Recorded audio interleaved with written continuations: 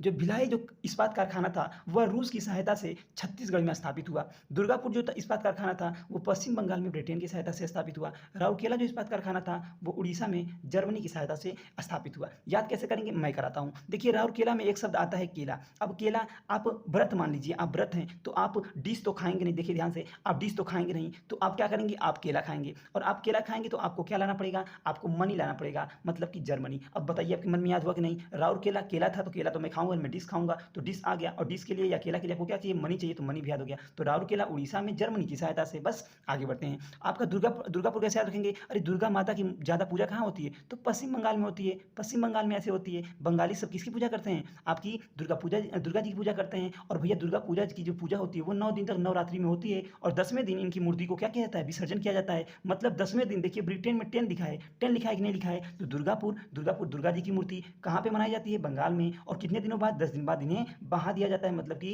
इन्हें जल में विसर्जित कर दिया जाता है। तो ये आपको याद हो गया होगा। अब आपको याद कराता हूँ मैं भिलाई। भिलाई को कैसे याद रखेंगे, देखिए भिलाई में आप लगाइए कि भिलाई में आपको लिखा है भुलाई। भुलाई को याद रखिए। भुलाई मतलब आपकी जो पत्नी थी, वो भैया गुस्सा हो गई, रूस गई। और रूस के कहाँ चली गई भैया, रूस के वो 36 नखरे करने लगी, 36 किस्म के नखरे करने लगी। तो इस प्रकार को आपको सारी। हाय दोस्तों, नमस्कार। आइए एक बार फिर से आपका स्वागत करते हैं आपके अपने चैनल देवा एजुकेशंस में। और उम्मीद करते हैं कि आप बहुत ही अच्छे तरीके से अपनी पढ़ाई में चार चांद लगा रहे होंगे। मेरे मित्र, जैसा कि आपको पता है कि मैं आपके सामने रोजगार विद अंकित भाटी सर की येलो बुक, जो कि अपने आप में बहुत ही ज़बरदस्त बुक है और बहुत ही विख्यात और बहुत ही प्रसिद्ध बुक है, जिससे हुबहू क्वेश्चंस बहुत से पेपरों में पूछे गए हैं। तो मेरे मित्र, मैं उसी बुक को आपके सामने सॉल्यूशन लेके आ रहा हूँ, बिल्कुल फ्री। मात्र 6 वीडियो में पूरी बुक को हम कंप्लीट कर रहे हैं। मेरे मित्र, इसके पहले 3 वीडियो जा चुकी है, आज ये चौथी वीडियो जा रही है। और आज की इस वीडियो में हम बात करेंगे पूरे अर्थशास्त्र की। मतलब बिल्कुल समझिए, एक तरीके से ये इकोनॉमिक्स की एक मैराथन क्लास है। आप अगर इसको देख लिया आपने पूरी, तो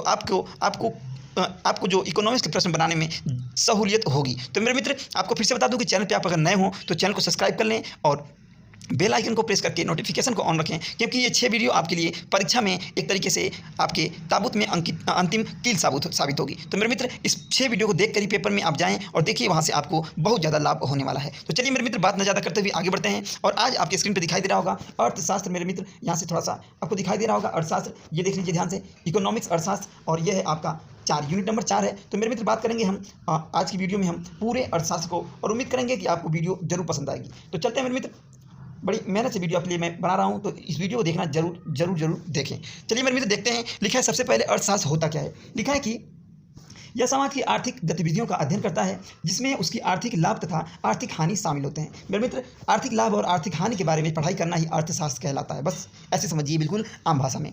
आगे लिखा है अर्थशास्त्र का जनक किसे कहते हैं, तो एडम स्मिथ जी को कहते हैं, जो मेरे मित्र आपके जिन्होंने एक बुक लिखी थी जिसका नाम है वेल्थ ऑफ नेशन। ठीक, इस बात को भी आप याद रखेंगे। आगे लिखा है जब किसी देश को उसकी समस्त आर्थिक क्रियाओं के संदर्भ में परिभाषित करते हैं तो उसे हम क्या कहते हैं मेरे मित्र, उसे हम अर्थशास्त्र कहते हैं। क्या कहते हैं, अर्थशास्त्र कहते हैं। इसे भी आप याद रखेंगे। और आगे लिखा है इसका वर्गीकरण 3 श्रेणियों में किया गया है, 3 भागों में बांटा गया है। पहला है आपका पूंजीवादी अर्थव्यवस्था। इस अर्थव्यवस्था में क्या उत्पादन करना है, कितना करना है, तथा उसे किस रेट पे, किस कीमत पे बेचना है, यह सब बाजार तय करता है। इसमें सरकार की कोई भी भूमिका नहीं होती मेरे मित्रों। उसी को हम पूंजीवादी अर्थव्यवस्था कहते हैं। पूंजीवादी आपको समझ में आई कि नहीं बात, तो फिर से एक बार समझिए कि मतलब ऐसी व्यवस्था मेरे मित्र कि जिसमें उत्पादन भी खुद करना है और कितना करना है और किस रेट पे बेचना है, ये सब बाजार तय करे, उसे हम क्या बोलते हैं, पूंजीवादी बोलते हैं। बस इतना आम सी भाषा में इसे समझ लीजिए। अब बात करेंगे राज्य अर्थव्यवस्था क्या होती है। तो राज्य अर्थव्यवस्था, जिसे हम समाजवादी अर्थव्यवस्था के नाम से भी जानते हैं, या पूंजीवादी अर्थव्यवस्था की बिल्कुल उल्टा होती है, बिल्कुल विरोध में होती है। यहाँ पे उत्पादन भी, आपूर्ति भी और कीमत, उत्पादन, आपूर्ति और कीमत, ये तीनों फैसला जो मेरे मित्र वो सरकार के हाथों में होता है। सरकार इसका फैसला लेती है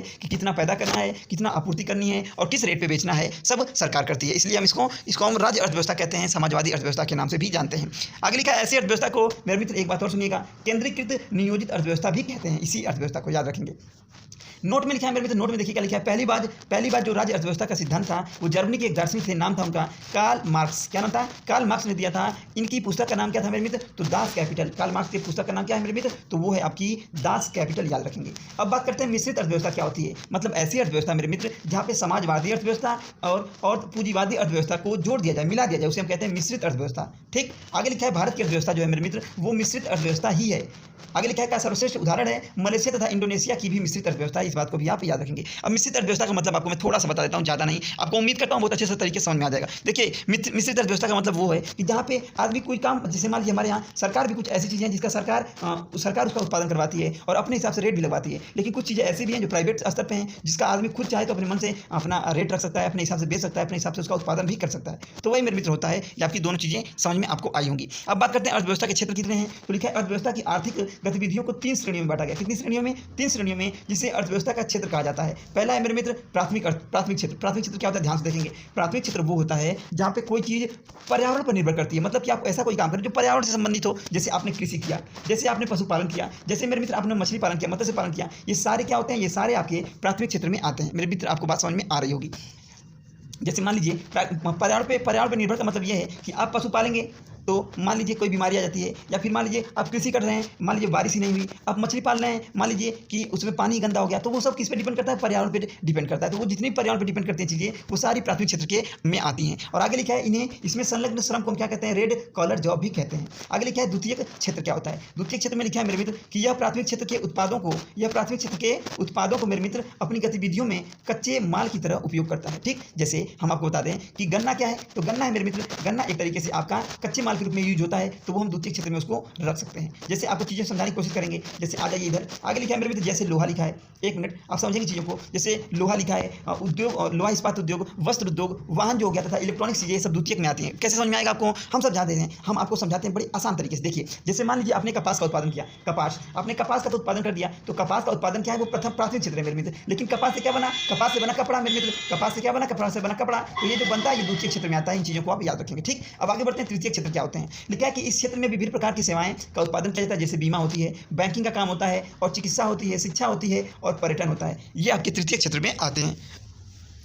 आगे लिखा है कृषि में लगे हुए लोगों को, जो कृषि में लगे लोग हैं उन्हें हम रेड कॉलर जॉब कहते हैं, अभी बताया था आपको हमने, तो इसके अंतर्गत रखा जाता है।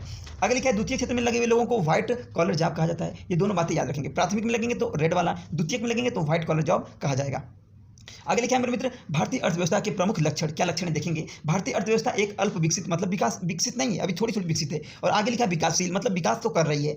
विकसित देशों के सापेक्ष में भारतीय अर्थव्यवस्था पिछड़ी हुई है, इसलिए यह अल्प विकसित व विकासशील है और विकास के पथ पे क्या कर रही है, निरंतर अग्रसर है। आगे लिखा है भारतीय कृषि पर आधारित अर्थव्यवस्था है। भैया सबसे पहली बात, हमारी जो अर्थव्यवस्था है वो कृषि पर आधारित है। क्यों? क्योंकि यहाँ की जो मेरे मित्र हैं, यहाँ का जो 55% जो कृषि है, जो यहाँ की कृषि है, कृषि 55% लोगों को क्या करती है, रोजगार देती है, पहली बात। आगे लिखा है देश की कुल जनसंख्या का 68.8% से अधिक गांव में लोग रहते हैं, ये भी एक रीजन है। आगे लिखा है कई उद्योगों को कच्चे माल के रूप में के लिए कृषि क्षेत्र पर निर्भर रहना पड़ता है। हाँ मेरे मित्र, ऐसे बहुत सारे उद्योग हैं जो कच्चे माल कृषि से ही मंगाते हैं। जैसे गन्ना मिल हो गई, आप बताइए गन्ना मिल में अगर हम गन्ना नहीं देंगे तो कहाँ से उसका मतलब वो कहाँ से वो चीनी बनाएगा, तो वो भी आपका निर्भर है कहाँ पे, कृषि क्षेत्र पे। आगे लिखा है कृषि क्षेत्र का विदेशी मुद्रा अर्जन करने में भी अहम योगदान है, इसको भी आप याद रखेंगे। अब लिखा है भारतीय अर्थव्यवस्था मिश्रित अर्थव्यवस्था है। कैसे मिश्रित है ये भी आपको हम बता रहे हैं। लिखा है कि मिश्रित अर्थव्यवस्था में निजी एवं सार्वजनिक क्षेत्र का बाजार तथा राज्य की भूमिका घनिष्ठ रूप से संबंधित होती है। आगे लिखा है भारत के आयोजन में आरंभ से ही दोनों क्षेत्रों के महत्व को स्वीकार किया गया है। आगे लिखा है मेरे मित्र शुरुआती योजनाओं में सार्वजनिक क्षेत्र की मुख्य भूमिका थी, किंतु क्या हुआ मेरे मित्र, 1991 में जब उदारीकरण के प्रभाव से क्या हुआ, निजी के क्षेत्र में योगदान में क्या हो गया, वृद्धि हो गई। मतलब 1991 में उदारीकरण हुआ जिसकी तहत क्या हुआ, लोग निजी कार्यों में ज़्यादा भाग लेने लगे और इसलिए इसकी योगदान में क्या हो गई, वृद्धि हो गई। आगे लिखा है अल्प विकसित अर्थव्यवस्था है। भारत की व्यवस्था कैसी है, अल्प विकसित है अर्थव्यवस्था। आगे लिखा है विकसित देशों की तुलना में भारतीय अर्थव्यवस्था है मेरे मित्रों पिछड़ी हुई है और जिसका आधार निम्न दे रहा है। पहला है कि भारतीय कृषि क्षेत्र का अधिक होना, कृषि क्षेत्र यहाँ पे अधिक है, पहला रीजन ये है। दूसरा रीजन दिया मेरे मित्र प्रति व्यक्ति का जो आय है वो कम होना। हाँ मेरे मित्र ये बात तो सच है, आदमी किसान है तो उसकी आय क्या है, कम है। आगे लिखा है जनसंख्या की अधिक वृद्धि होना। हाँ एक रीजन तो ये भी है, जब जनसंख्या ज़्यादा होगी तो काम कम लोगों को मिलेगा, और जब कम लोगों को मिलेगा तो पैसे भी कम मिलेंगे। तो यही समझिए एक तरीके से यहाँ पे जनसंख्या भी एक रीजन है। आगे लिखा है बेरोजगार श्रम शक्ति का अधिक अनुपात होना मेरे मित्र, और निर्धनता का अधिक अनुपात होना, मतलब निर्धन लोग ज़्यादा हुए, इसी की वजह से क्या है कि प्रति आय व्यक्ति का औसत कम है। आगे लिखा है भारतीय अर्थव्यवस्था विकासशील अर्थव्यवस्था है, मतलब अभी विकास पे पथ पर अग्रसर है। लिखा है भारतीय अर्थव्यवस्था जिन सूचकों के आधार पर विकसित देशों से पिछड़ी हुई है उन सूचकों में निरंतर सुधार हो रहा है, अर्थात वह विकास की ओर अग्रसर है। अब हम बात करेंगे मानव विकास सूचकांक HDI के बारे में। ठीक, तो याद रखेंगे ह्यूमन डेवलपमेंट के बारे में। लिखा है विकास के अन्य पहलुओं पर विश्व के राष्ट्रों का ध्यान आकर्षित करने हेतु संयुक्त राष्ट्र विकास कार्यकृत UNDP द्वारा वर्ष 1990 मतलब 1990 से लगातार वार्षिक आधार पर मानव विकास रिपोर्ट का प्रकाशन किया जाता है, जिसमें विभिन्न राष्ट्रों द्वारा विकास के विभिन्न मानकों के सापेक्ष किए गए प्रयासों का एक वैश्विक विश्लेषण प्रस्तुत किया जाता है। मतलब कि हर साल आपका मानव विकास रिपोर्ट आती है 1990 से, ठीक। इसके द्वारा ये पता किया जाता है कि हाँ क्या हो रहा है, आदमी मतलब हमारा राष्ट्र आगे विकास कर रहा है या नहीं। आगे लिखा है यूएनडीपी के द्वारा मानव विकास के आधारभूत पहलुओं जैसे स्वास्थ्य हो गया मेरे मित्र, जैसे शिक्षा हो गई, जैसे आय हो गया आदि के सूचकांकों के औसत के द्वारा विभिन्न देशों का मानव विकास सूचकांक प्राप्त किया जाता है, जिसे मानव विकास रिपोर्ट शीर्षक के तहत प्रकाशित किया जाता है। आगे लिखा है मानव विकास सूचकांक की अवधारणा का विकास पाकिस्तानी जो अर्थशास्त्री थे, नाम था उनका महबूब उल हक, और मेरे मित्र भारतीय एक अर्थशास्त्री थे जिन्हें नोबेल मिला, नाम है उनका अमर्त्य सेन जी। इन दोनों लोगों ने क्या किया, इन दोनों लोगों की अवधारणा थी मानव विकास सूचकांक की अवधारणा, इन्हीं लोगों का विकास इन्हीं लोगों ने किया था। अब आगे लिखा है मानव विकास रिपोर्ट के पहले जो संस्करण का प्रकाशन वर्ष था 1990 था, और इन्हीं दोनों लोग जो अभी हमने ऊपर बताया अमर्त्य सेन जी और एक जो आपके उल हक जो थे, उन्होंने इनकी मदद से क्या हुआ कि आपका मदद से पहली बार प्रकाशन किया गया। आगे लिखा है मानव विकास सूचकांक पैमाने का जो उच्चतम मान है वो 1.0 अर्थात 1 तक हो सकता है, मतलब इससे कम होता है, इससे ज़्यादा होता है, इससे कम होता है, ये उच्चतम है, मतलब इससे ज़्यादा नहीं हो सकता। आगे लिखा है मेरे मित्र मानव विकास भारत मानव विकास पैमाने पर मध्यम श्रेणी में आता है। भारत कहाँ आता है, तो मध्यम श्रेणी में आता है। आगे नोट में लिखा है राज्य स्तर पर मानव विकास रिपोर्ट जारी करने वाला जो प्रथम राज्य है मेरे मित्र वो है आपका MP मध्य प्रदेश। याद रखेंगे, पूछ सकते हैं क्वेश्चन कि मेरे मित्र कि राज्य कौन है जो राज्य स्तर पर मानव रिपोर्ट बताता है, मानव विकास रिपोर्ट बताता है, तो मध्य प्रदेश है। अब खुशहाली रिपोर्ट क्या होती है इसे भी देख लेते हैं। यह मनुष्य मात्र की आकांक्षा है जो कि सामाजिक प्रगति बन सकता है। संयुक्त राष्ट्र संघ ने प्रथम बार जो ये खुशहाली था वो आपका 2012 ईस्वी में विश्व खुशहाली रिपोर्ट जारी की थी। अब हम बात करेंगे राष्ट्रीय आय की। लिखा है भारत में राष्ट्रीय आय का प्रथम जो अनुमान था वो दादा भाई नौरोजी जी ने लगाया, और कब लगाया, तो 1968 में लगाया, जिसे उनकी पुस्तक एक है poverty and un British rule in India में प्रकाशित किया गया। आगे लिखा है 1949 में भारत सरकार ने राष्ट्रीय आय समिति का जो अध्यक्ष था वो PC महालनोबिस को नियुक्त किया था। किसने किया, तो भारत सरकार ने किया, राष्ट्रीय आय समिति का अध्यक्ष बनाया 1991 में PC महालनोबिस जी को। आगे मेरे मित्र बात करते हैं। आगे लिखा है कि वर्तमान में राष्ट्रीय आय के आंकड़े केंद्रीय सांख्यिकी संगठन लगाता है। इसकी स्थापना कब हुई, तो मेरे मित्र याद रखेंगे राष्ट्रीय आय के जो आंकड़े हैं केंद्रीय सांख्यिकी जो संगठन है इसकी जो स्थापना हुई 1951 में हुई, 50 से 51 में, और तथा इसका मुख्यालय जो है मेरे मित्र वो दिल्ली में है, नई दिल्ली में। आगे लिखा केंद्रीय सांख्यिकी संगठन जो है CSO द्वारा सन 1996-97 में सकल घरेलू उत्पाद के त्रैमासिक आंकड़े प्रकाशित किए जाते हैं। मेरे मित्र ये जो मैं सर्कल बना रहा हूँ अब बोल रहा हूँ समझ लीजिएगा, ये जो लिखा है ये लिखा है 1996-97, मतलब 1996 से लेकर 97। यहाँ पे आपको धुंधला दिखाई दे रहा होगा, थोड़ी सी PDF इसकी गड़बड़ है। आगे लिखा है केंद्रीय सांख्यिकी और यहाँ लिखा है संगठन, इसे भी आप ध्यान देंगे। और ये आपका लिखा है 1991, सॉरी 91 नहीं 51, 50 से 51। आगे लिखा है मेरे मित्र भारत में राष्ट्रीय आय के आंकड़े का वित्तीय वर्ष जो है वह 1 अप्रैल से 31 मार्च तक होता है, इसे भी आप याद रखेंगे। आगे लिखा है भारत में राष्ट्रीय आय की वैज्ञानिक गणना डॉक्टर VKRV राव ने 1951 में की थी। कब की थी, 1951 में की थी, इसको भी आपको याद रखना है। आगे लिखा है राष्ट्रीय आय की गणना 3 विधि है। राष्ट्रीय आय जो होती है मेरे मित्र कैसे राष्ट्रीय आय निकालते हैं, तो इसकी 3 विधियां हैं। पहला है उत्पाद गणना विधि, दूसरा है आय गणना विधि, और तीसरा है उपभोग बचत विधि। मतलब उत्पाद का मतलब आपने कोई चीज़ कितना बनाया, आय का मतलब आपको आय कितनी मिली, और तीसरा है मेरे मित्र उपभोग और बचत, मतलब आपने कितना खर्च कर दिया, और बचत मतलब आपने कितना बचा लिया। तो ये 3 तरीके होते हैं। आगे लिखा है उत्पाद गणना विधि क्या होती है, इसके अंतर्गत किसी देश के 1 वर्ष में उत्पादित अंतिम सेवाओं तथा वस्तुओं के शुद्ध मूल्य ज्ञात किया जाता है तथा उसके योग को अंतिम उपज योग कहा जाता है। यह वास्तव में GDP को दर्शाता है। मतलब GDP समझिए, GDP क्या होता है। जैसे आप बहुत लोग ऐसे हैं जो GDP करके चिल्लाते ही रहते हैं, तो एक बार GDP आपको समझना चाहिए, GDP आखिरकार होता क्या है। तो इस चीज़ों को समझिएगा और आगे बढ़ते हैं मेरे मित्र।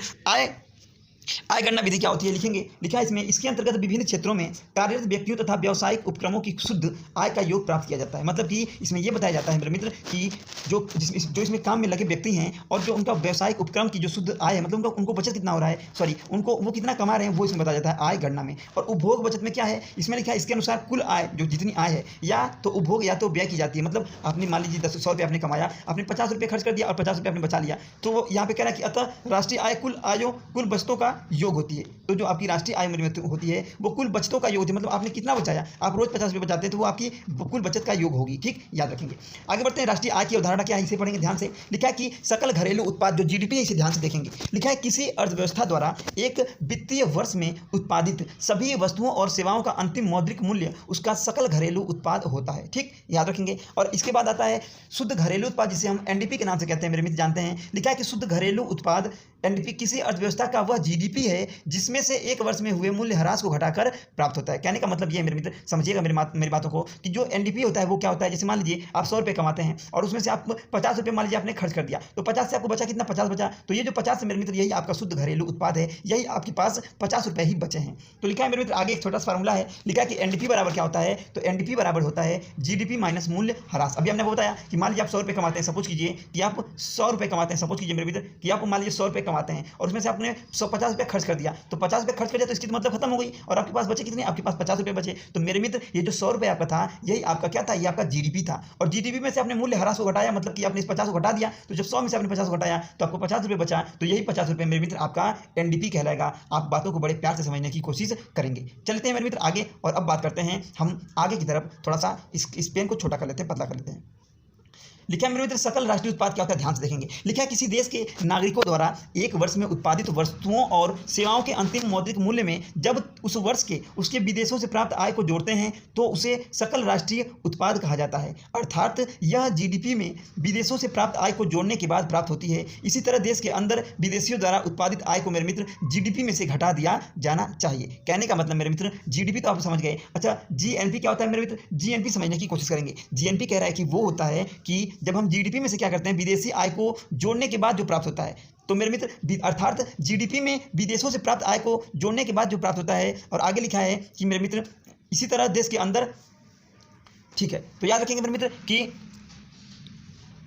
हाँ ठीक है, जब हम क्या करते हैं कि उत्पादित वस्तुओं और सेवाओं के अंतिम मेरे मित्र किसको, अंतिम मौद्रिक मूल्य में मेरे मित्र हम क्या करते हैं, जब उस वर्ष के उसके विदेशों से प्राप्त आय को जोड़ते हैं तो उसे हम राष्ट्रीय सकल उत्पाद कहते हैं। आगे बढ़ते हैं मेरे मित्र और आगे की बातों को हम देखेंगे ध्यान से। अब जी लिखा है आगे मेरे मित्र, जीएनपी क्या होता है, ध्यान से देखेंगे। जीएनपी वो होता है जो जीडीपी में हम क्या करते हैं, जीडीपी प्लस आपका ये एक्स होता है या और माइनस एम होता है। अब यहाँ पे दिया है कि एक्स आखिरकार होता क्या, लिखा है देश के नागरिकों द्वारा विदेशों से अर्जित आय, जो एक्स है ये भैया विदेशों से आपकी आय जो हम कमाते हैं। आगे लिखा है एम क्या है, विदेशियों द्वारा देश से अर्जित आय, या आपकी विदेशियों द्वारा देश से अर्जित आय क्या है, आपकी एम कहलाती है। मेरे मित्र आपको नहीं समझ में आ रहा होगा तो थोड़ा सा ध्यान लगाएंगे तो हर चीज़ समझ में आएंगी। मेरे मित्र मेरे भाई, मैं बस आपके लिए आप ही के लिए वीडियो बनाने की कोशिश कर रहा हूँ। देखिए मैं एक बार कोशिश करूँगा आपको चीज़ें हर चीज़ों को समझाने की। देखिए क्या लिखा है मेरे मित्र, ध्यान से देखेंगे। कहने का मतलब ये है कि मेरी बात समझिएगा मेरे मित्र कि जैसे मान लीजिए आप अपने एक मिनट आप अपने देश में मेरे मित्र मान लीजिए सपोज कीजिए आप 100 रुपये कमाते हैं। प्यार से समझेंगे मेरे भाई मेरे बहन मेरे मित्र, जितने भी वीडियो मेरे भाई मेरे बहन देख रहे हैं वो बड़े प्यार से समझने की कोशिश करेंगे, आपको चीज़ें जरूर समझ में आएंगी। इतना मैं आपसे वादा या गारंटी जरूर ले सकता हूँ। जैसे मान लीजिए आपके देश में आप 100 रुपये अपने देश में कमाते हैं, सपोज कीजिएगा, और क्या हुआ, और आप मान लीजिए आप विदेश से, मान लीजिए आपके देश में आप 100 रुपये कमाते हैं, ठीक, और मान लीजिए आपके जितने भी बच्चे, हमारे यहाँ से बहुत लोग विदेशों में कमाते हैं, सऊदीया में, और बहुत लोग विदेश तक जाते हैं, वहाँ से आप जानते होंगे। तो मान लीजिए वो लोग वहाँ से, मान लीजिए वो लोग भी रेगुलर का 100 रुपये बजाते हैं, तो आपके पास कितने रुपये हो गए, आपके 100 ये थे, 100 रुपये ये हो गए, 200 हो गए। लेकिन ऐसा तो नहीं है केवल आप ही के देश के लोग विदेश गए हैं, विदेश के लोग भी आपके देश में आए हैं। तो मान लीजिए अगर वो लोग भी जो विदेश से आए हैं और आपके देश में 100 रुपये, वो भी मान लीजिए सपोज करिए कि वो भी 100 रुपये रोज कमाते हैं, तो इस 100 से ये 100 कट जाएगा और आपके पास शुद्ध यही 100 रुपये बच पाएगा। उम्मीद करते हैं चीज़ आपको समझ में आई होंगी। ठीक, अब आगे बढ़ते हैं मेरे मित्र। चलिए मेरे मित्र क्षमा चाहेंगे, बोलते हैं इसे क्या होता है, गला सूख जाता है तो थोड़ी खरांश हो जाती है गले में मेरे मित्र। तो चलिए आगे बढ़ते हैं मेरे मित्र और आगे की हम बात करते हैं। आगे लिखा है शुद्ध राष्ट्रीय उत्पाद क्या होता है, एनएनपी क्या होता है। लिखा है किसी अर्थव्यवस्था द्वारा उत्पादित एक वर्ष में सभी वस्तुओं और सेवाओं के अंतिम मौद्रिक मूल्य में विदेशों से आय को जोड़कर और मूल्य ह्रास को घटाकर जो आय बचती है उसे हम शुद्ध राष्ट्रीय उत्पाद कहते हैं। मेरे मित्र फिर से समझेंगे बातों को कि लिखा है कि जो एनएनपी होता है वो जीडीपी में हम क्या करते हैं, विदेशों से जो चीज़ आय आती है उसको जोड़ते हैं और उसमें से हम मूल्य ह्रास को घटा देते हैं, तो वो आपकी बराबर होता है किसके, तो जीएनपी माइनस मूल्य ह्रास के बराबर होता है। ये आपका फार्मूला रखा है, इसको आप एक बार आप इसको रिवाइज कर लीजिएगा। बढ़ते हैं मेरे मित्र,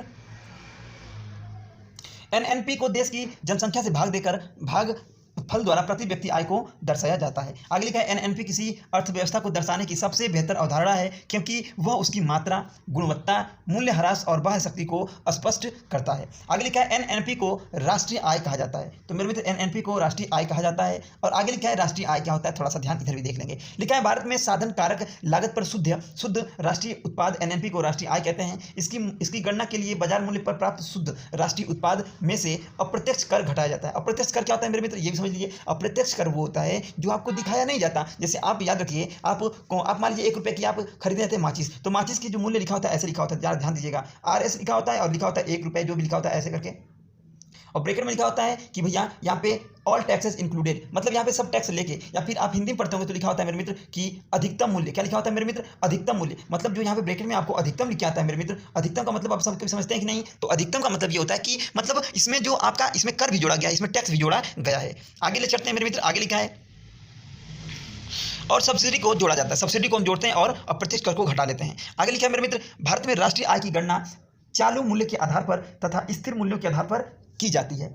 किसी देश का आर्थिक विकास का सही सूचक स्थिर कीमत पर राष्ट्रीय क्या है? राष्ट्रीय आय है। और आगे और लिखा है कि राष्ट्रीय आय में सबसे अधिक योगदान तृतीय क्षेत्र का होता है तथा सबसे कम प्राथमिक क्षेत्र का होता है। एक बात में समझिए मेरे मित्र, गांव में भी अभी भी कहता है कि कृषि से क्या होने वाला, कृषि से कुछ नहीं होता है। गांव में बहुत लोग कहते हैं कि यार कुछ नहीं कर पाओगे, बस कमाओगे, करोगे, खाने के लिए हो पाएगा बस। तो मेरे मित्र यही बात बिल्कुल सत्य है कि जो आपकी सबसे कम, अगर लिखा है कि राष्ट्रीय आय में सबसे कम योगदान किसी का होता है तो वो है आपकी प्राथमिक क्षेत्र, और तृतीय क्षेत्र का योगदान सबसे अधिक है। ठीक,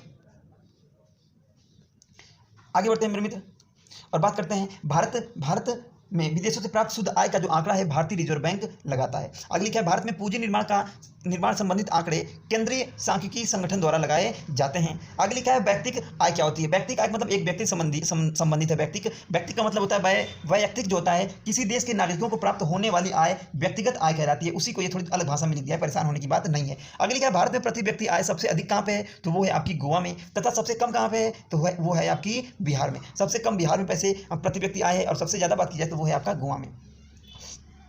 आगे लिखा है मेरे मित्र कि ड्रेन का सिद्धांत दादा भाई नौरोजी ने दिया था। हिंदू वृद्धि दर राष्ट्रीय आय से संबंधित है। आगे लिखा है भारत में विदेशों से प्राप्त शुद्ध आय के आंकड़े भारतीय रिजर्व बैंक लगाता है, ना कि केंद्रीय सांख्यिकी संगठन। तो इन चीज़ को भी आप याद रखेंगे। तो मेरे मित्र विदेशों से प्राप्त जो शुद्ध आय के आंकड़े हैं उस पर भारतीय रिजर्व बैंक लगाता है। ठीक, आगे लिखा है मेरे मित्र कि भारत में आर्थिक सुधार। तो भारत में आर्थिक सुधार क्या है? भारत में आर्थिक सुधारों का मतलब उन नीतियों से है जिनका प्रारंभ 1991 से अर्थव्यवस्था में कुशलता, उत्पादकता, लाभदायकता तथा एवं प्रतियोगिता की शक्ति के मेरे मित्र स्तरों की वृद्धि करने के दृष्टिकोण से किया गया है। आगे लिखा है भारत में आर्थिक सुधारों में दो प्रकार की युक्तियां शामिल हैं। कौन कौन सी हैं? तो जरा ध्यान से देखेंगे। पहला है मेरे मित्र समष्टि अर्थशास्त्रीय। चलिए मेरे मित्र आगे बढ़ते हैं। आगे लिखा है समष्टि अर्थशास्त्रीय स्थिति, लिखा है समष्टि अर्थशास्त्रीय स्थिरीकरण युक्तियां। इनके द्वारा लोगों की क्रय शक्ति में वृद्धि करके अर्थव्यवस्था में सकल मांग को बढ़ाना था। आगे लिखा है संरचनात्मक सुधार क्या होता है? इनमें उत्पादन प्रक्रिया को उन्मुक्त करके अर्थव्यवस्था में सकल आपूर्ति को बढ़ाना था। भारत में आर्थिक सुधारों के लिए 3 प्रक्रियाएं अपनाई गई। पहली प्रक्रिया थी उदारीकरण, दूसरी थी निजीकरण और तीसरी थी वैश्वीकरण। इन तीनों बातों को आप याद रखेंगे।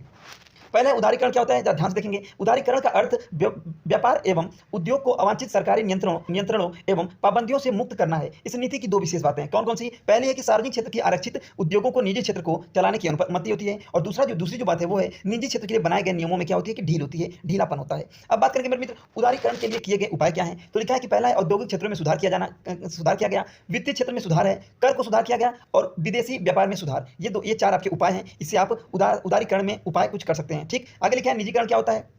निजीकरण वह प्रक्रिया है जिसमें निजी क्षेत्र को सार्वजनिक क्षेत्र के उपक्रमों के स्वामित्व एवं नियंत्रण में भाग लेने की अनुमति दी जाती है। निजीकरण के लिए उपाय क्या है? तो याद रखेंगे। पहला है निजी विदेशी विनियोग होना चाहिए, और एक है विनिवेश है, और तीसरा है विदेशी प्रत्यक्ष विनियोग।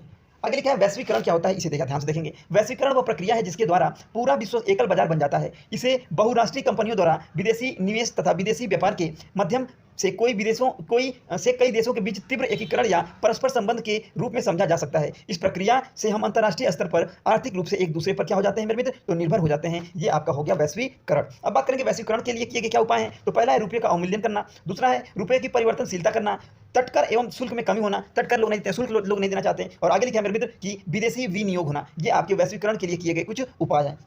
आगे लिखा भारत में आर्थिक नियोजन एवं पंचवर्षीय योजना क्या होती है। लिखा है आर्थिक नियोजन का अर्थ है राज्य के अभिकरणों द्वारा पेश की गई आर्थिक संपदा और सेवाओं की एक निश्चित अवधि हेतु आवश्यकताओं का पूर्वानुमान, मतलब कि पूर्वानुमान लगाना। और आगे लिखा है कि भारत में आर्थिक नियोजन में के निम्नलिखित उद्देश्य हैं। उद्देश्य इसके कौन कौन है? तो वो आपके कुछ उद्देश्य दिए गए, इसे ध्यान से देखेंगे। पहला है मेरे मित्र गरीबी का निवारण करना, दूसरा है रोजगार के अवसरों में वृद्धि करना, तीसरा है आर्थिक और सामाजिक असमानता का दूर करना, चौथा है आर्थिक समृद्धि करना, और पांचवा मेरे मित्र की क्षेत्रीय विषमताओं को दूर करना। यह आपका 5वां था। अब हम बात करेंगे भारत में आर्थिक नियोजन संबंधित पहला प्रस्ताव जो था वो कब आया? तो ये आया 1934 में विश्वेश्वरैया की पुस्तक प्लान्ड इकोनॉमिक फॉर इंडिया में दिया गया। कौन सा? पहला प्रस्ताव। आगे लिखा है इस पुस्तक में भारत के विकास के लिए 10 वर्षीय कार्यक्रम प्रस्तुत किया गया था। और आगे लिखा है 1945 ईस्वी में एम.एन. राय ने जन योजना बनाई। क्या बनाई? जन योजना बनाई। और आगे लिखा है 1950 में जयप्रकाश नारायण ने सर्वोदय घोषणा, क्या लिखा है मेरे मित्र? सर्वोदय योजना क्या की? तो आपकी प्रकाशित की। इसे भी आप याद रखेंगे। आगे लिखा है मेरे मित्र कि स्वतंत्रता के पश्चात 1947 ईस्वी में पंडित जवाहरलाल नेहरू की अध्यक्षता में आर्थिक नियोजन समिति गठित हुई। इस समिति की सिफारिश पर 15 मार्च 1950 में योजना आयोग का क्या हुआ? गठन हुआ। और वही योजना आयोग मेरे मित्र आज नीति आयोग बन चुका है। क्या बन चुका है? नीति आयोग बन चुका है। इस बात को आप याद रखेंगे। ठीक, आगे बढ़ते हैं मेरे भाई, मेरे दोस्त, मेरे मित्र, आगे बढ़ते हैं। आगे लिखा है योजना आयोग का जो मेरे मित्र है, योजना प्रथम उपाध्यक्ष कौन था? तो वो थे आपके गुलजारी लाल नंदा जी थे। बहुत ही गजब और इंपॉर्टेंट बात आपको बताइए ये बात। आगे लिखा है पहली पंचवर्षीय योजना। देखिए पंचवर्षीय योजना लाई गई अर्थव्यवस्था को सुधारने के लिए। तो पहली पंचवर्षीय योजना कब आई? तो याद रखेंगे ये 1951 से 56 के बीच आई थी, 5 साल की थी ये। ठीक, लिखा है कि भारत की प्रथम पंचवर्षीय योजना 1 अप्रैल 1951 को प्रारंभ हुई। पहली पंचवर्षीय योजना क्या था? तो हैराल्ड डोमर मॉडल पर आधारित था। बहुत ही इंपॉर्टेंट क्वेश्चन है। आगे बढ़ते हैं मेरे मित्र। आगे लिखा है कि इस ध्यान से एक मिनट मेरे मित्र, चलिए आगे लिखा है मेरे मित्र कि इस योजना का उद्देश्य क्या था? इस योजना का जो उद्देश्य था मेरे मित्र वो अर्थव्यवस्था का संतुलन विकास था। ठीक, आगे लिखा है इस योजना में कृषि को प्राथमिकता दी गई। कब दी गई? तो क्वेश्चन पूछता है कृषि को प्राथमिकता कब दी गई? आपके सामने ऑप्शन होंगे, पहली अर्थव्यवस्था, दूसरी पंचवर्षीय, तीसरी पंचवर्षीय, चौथी पंचवर्षीय योजना। तो आपको लगाना होगा पहली। आगे लिखा है इस योजना के दौरान कई बड़ी सिंचाई परियोजना शुरू की गई, जैसे भाखड़ा नांगल, दामोदर घाटी, ब्यास नदी परियोजना। ये मेरे मित्र ये परियोजनाएं आपकी आई थी। भाखड़ा नांगल आपकी सतलज नदी पे, किस पे? सतलज नदी पे। ये आप याद रखेंगे, बहुत ही इंपॉर्टेंट क्वेश्चन ये है। ठीक, चलिए आगे बढ़ते हैं।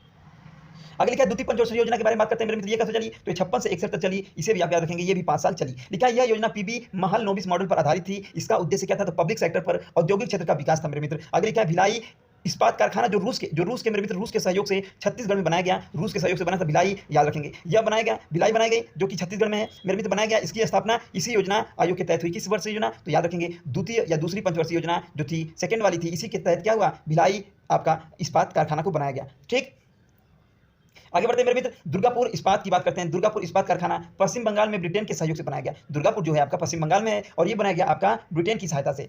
आगे बढ़ते हैं। राउरकेला इस्पात कारखाना उड़ीसा में है मेरे मित्र। राउरकेला कहाँ पे है? उड़ीसा में है और ये जर्मनी के सहयोग से बनाया। तीनों क्वेश्चन अपने आप में बहुत ही जबरदस्त। एक बार फिर से मैं रिवीजन करा देता हूँ। देखिए मेरे मित्र, राउरकेला कहाँ पे? जर्मनी में है। दुर्गापुर कहाँ है? तो ये आपका पश्चिम बंगाल में है। सॉरी, हाँ ठीक है, पश्चिम बंगाल में ब्रिटेन की सहायता से। राउरकेला आपका उड़ीसा में है और मेरे मित्र भिलाई जो है वो है आपका रूस में है और रूस की सहायता से छत्तीसगढ़ में है। अब मैं आपको याद कराता हूँ, देखिएगा कैसे, बड़ी ध्यान से याद करिएगा ना, बड़ी ध्यान से याद कीजिएगा। पहला मेरे मित्र याद रखिए राउरकेला में आपका लिखा है केला। आप केला खाते हैं तो केला खाने के लिए आपको क्या चाहिए? मनी चाहिए। मनी चाहिए कि नहीं मेरे मित्र? तो याद रखिए मनी आया तो जर्मनी आया, इसकी हेल्प किया। और राउरकेला जब केला एक तरीके से डिश है, एक तरीके से केला क्या है मेरे मित्र? डिश है। डिश मतलब पकवान, इंग्लिश में डिश शब्द होता है, तो डिश देखिए यहाँ पे मिल रहा है। तो ये आप पहले आपको चीजें याद हो गई होंगी। अब इसको याद करने की कोशिश करते हैं। दुर्गापुर जो है मेरे मित्र, दुर्गा जी की पूजा जो होती है पश्चिम बंगाल में बहुत ज्यादा होती है। पश्चिम बंगाल में दुर्गा जी की पूजा बहुत ज्यादा होती है। आई बात समझ में? और क्या होता है मेरे मित्र? और याद रखिए कि जब पश्चिम बंगाल में दुर्गा जी की पूजा होती है तो कितने दिन तक? 9 दिन तक मूर्ति रखी जाती है और 10वें दिन उनको प्रभावित किया जाता है, उसको प्रवाह कर दिया जाता है पानी में, मतलब दुर्गा जी की मूर्त को। तो यहाँ से आप देखिए कितने दिन बाद? 9 दिन तो पूजा होता है और 10वें दिन इनको प्रवाह किया जाता है। तो मतलब कि देखिए 10 मतलब 10, देखिए 10 आ गया ना, तो आप इसे भी याद रखेंगे। मतलब ब्रिटेन की सहायता से दुर्गापुर इस्पात कारखाना लगाया गया। और इधर एक मेरे मित्र कौन है? छत्तीसगढ़, ये भिलाई वाला है, भिलाई। तो देखिए मेरे मित्र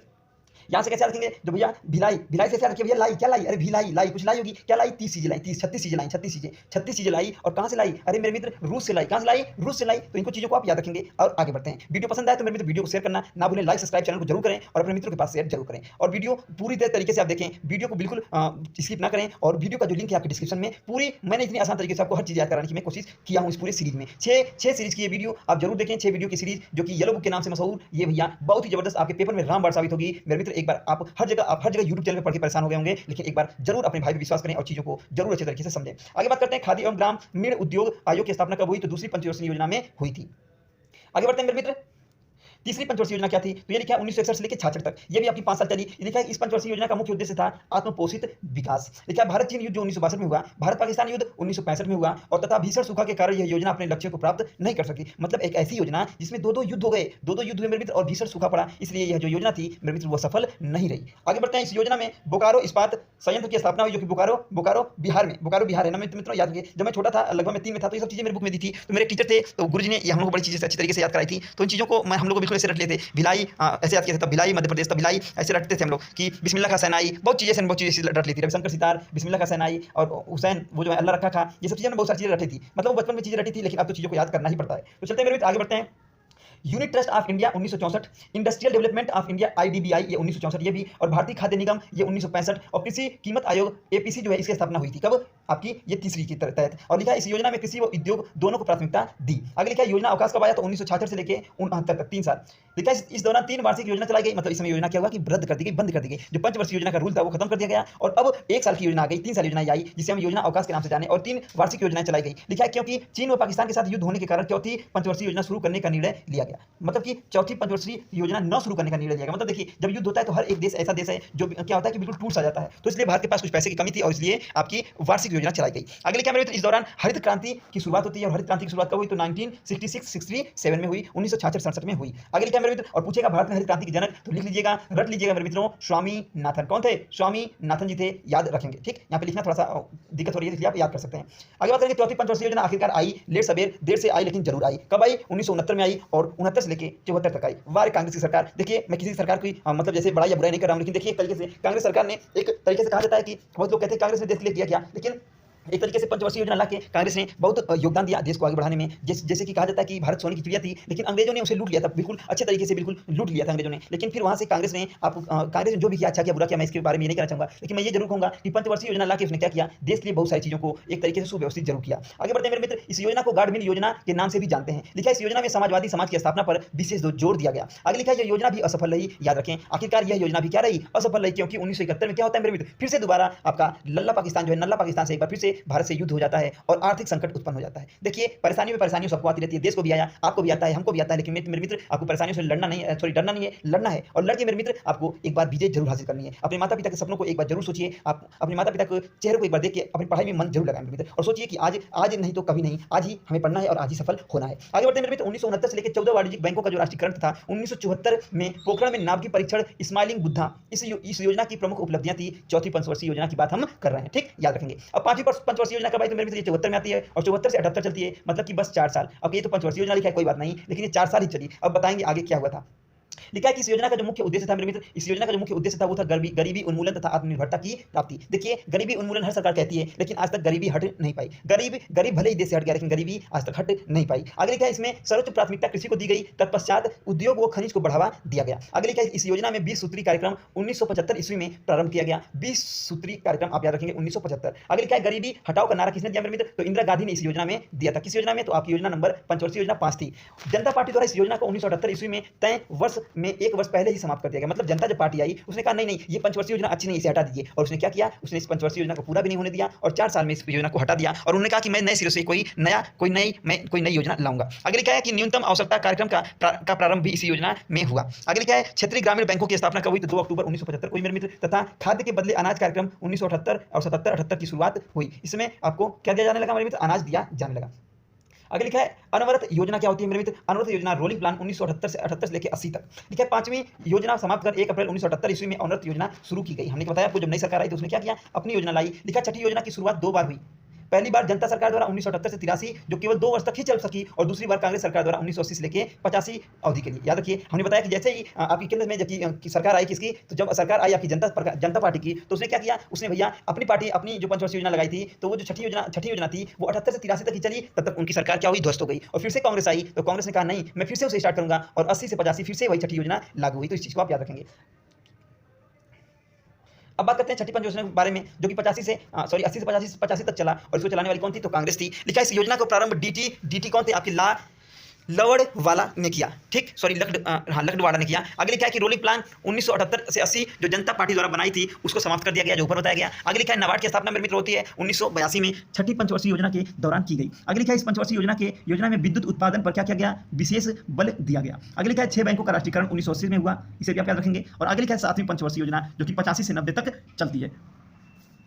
लिखा है 7वीं पंचवर्षीय योजना के में तीव्र खाद्यान्न उत्पादन, रोजगार, सामान्य उत्पादन में वृद्धि पर बल दिया गया। इस योजना में प्रारंभ हुए प्रमुख कार्यक्रम जैसे स्पीड पोस्ट व्यवस्था, इसमें लाई गई एक व्यवस्था स्पीड पोस्ट व्यवस्था 1986 में आई थी। आगे लिखा है कपाट की व्यवस्था जो 1986 में भी आई, सेबी की स्थापना 1988 में आई, और जवाहर रोजगार योजना जो 1989 में आई, और नेहरू रोजगार योजना ये भी आपकी 1989 में, ये कुछ योजनाएं आपकी आई। अब बात करेंगे वार्षिक योजनाएं आपकी कब से चली, तो 1990 से लेकर 92 तक। लिखा कि केंद्र में आ रहे राजनीतिक बदलाव और भुगतान संतुलन के संकट के कारण 1990-92 के दौरान मेरे मित्र पंचवर्षीय योजनाएं लागू नहीं की जा सकी। इस अवधि में लघु उद्योगों के विकास के लिए 1980 में सीबीडी की स्थापना की गई और 1991 में भारत में आर्थिक सुधारों की घोषणा की गई। तो मेरे मित्र अब सीबीडी की स्थापना की जाती है क्योंकि अब भारत के पास कुछ पैसे की तंगी आती है। तो सीबीडी की स्थापना कब की गई? तो याद रखेंगे मेरे मित्र 1991 में की गई। ठीक, सॉरी 1990 में की गई और 1991 में क्या हुआ? भारत में आर्थिक सुधारों की घोषणा की गई। अब लिखा है मेरे मित्र की 8वीं पंचवर्षीय योजना। बात करते हैं 8वीं पंचवर्षीय योजना थी, ये कब थी? तो ये थी आपकी 92 से 97 तक। लिखा है इसकी शुरुआत नए आर्थिक परिक्षेत्र में हुई, आर्थिक सुधारों की प्रक्रिया शुरू हो गई थी। इस योजना का मुख्य उद्देश्य जो था वो था मानव संसाधन का विकास। ठीक, अगली क्या, भारत 1 जनवरी 1995 को विश्व व्यापार संगठन WTO जो है WTO का आपका सदस्य बना तथा 1993 में प्रधानमंत्री रोजगार योजना की शुरुआत की गई। कब की गई? 1993 में की गई। ठीक, आगे बढ़ते हैं मेरे मित्र। और ये लिखा है WTO का आपको फुल फॉर्म आपको बताओ तो आप कमेंट बॉक्स में जरूर बताएं, क्योंकि आगे आपको चलिए मैं आपको बता देता हूँ। तो ये हो जाएगा, चलिए आप खुद बताइएगा कि बता दूँ, वरना कुछ जो कहेंगे नहीं आ रहा है। तो ये होता है मेरे मित्र वर्ल्ड होता है वर्ल्ड ट्रेड और ओ का मतलब ऑर्गेनाइजेशन। तो इन चीज़ों को आप याद रखिए, थोड़ी छोटी बातें यहाँ से क्वेश्चन बन सकते हैं।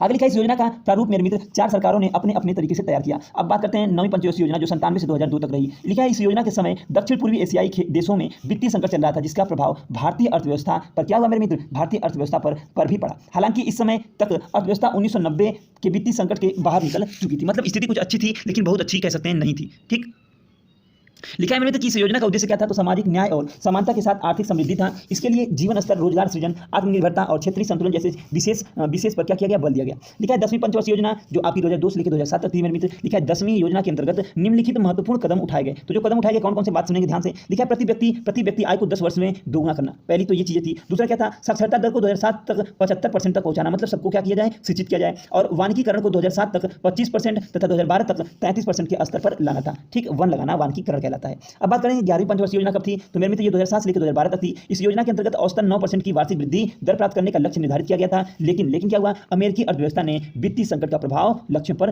पड़ा। ठीक, अमेरिका में क्या हुआ? वित्तीय संकट पड़ा और उसका प्रभाव अपने यहाँ भी देखने को मिला। अब बात करते हैं 12वीं पंचवर्षीय योजना 1912 से लेकर 1917 तक। लिखा है भारत की 12वीं पंचवर्षीय योजना को दिसंबर 2012 में राष्ट्रीय विकास परिषद द्वारा स्वीकृति प्रदान की गई। इस योजना का जो केंद्र बिंदु है वो है तीव्र सपोषणीय और अधिक समावेशी विकास। अब बात करते हैं केंद्र सरकार की कुछ नवीन योजनाओं के बारे में मेरे मित्र। जैसे पहला है मेरे मित्र नमामि गंगे अभियान, ये 10 जुलाई 2014 को स्टार्ट किया गया। आगे मेक इन इंडिया ये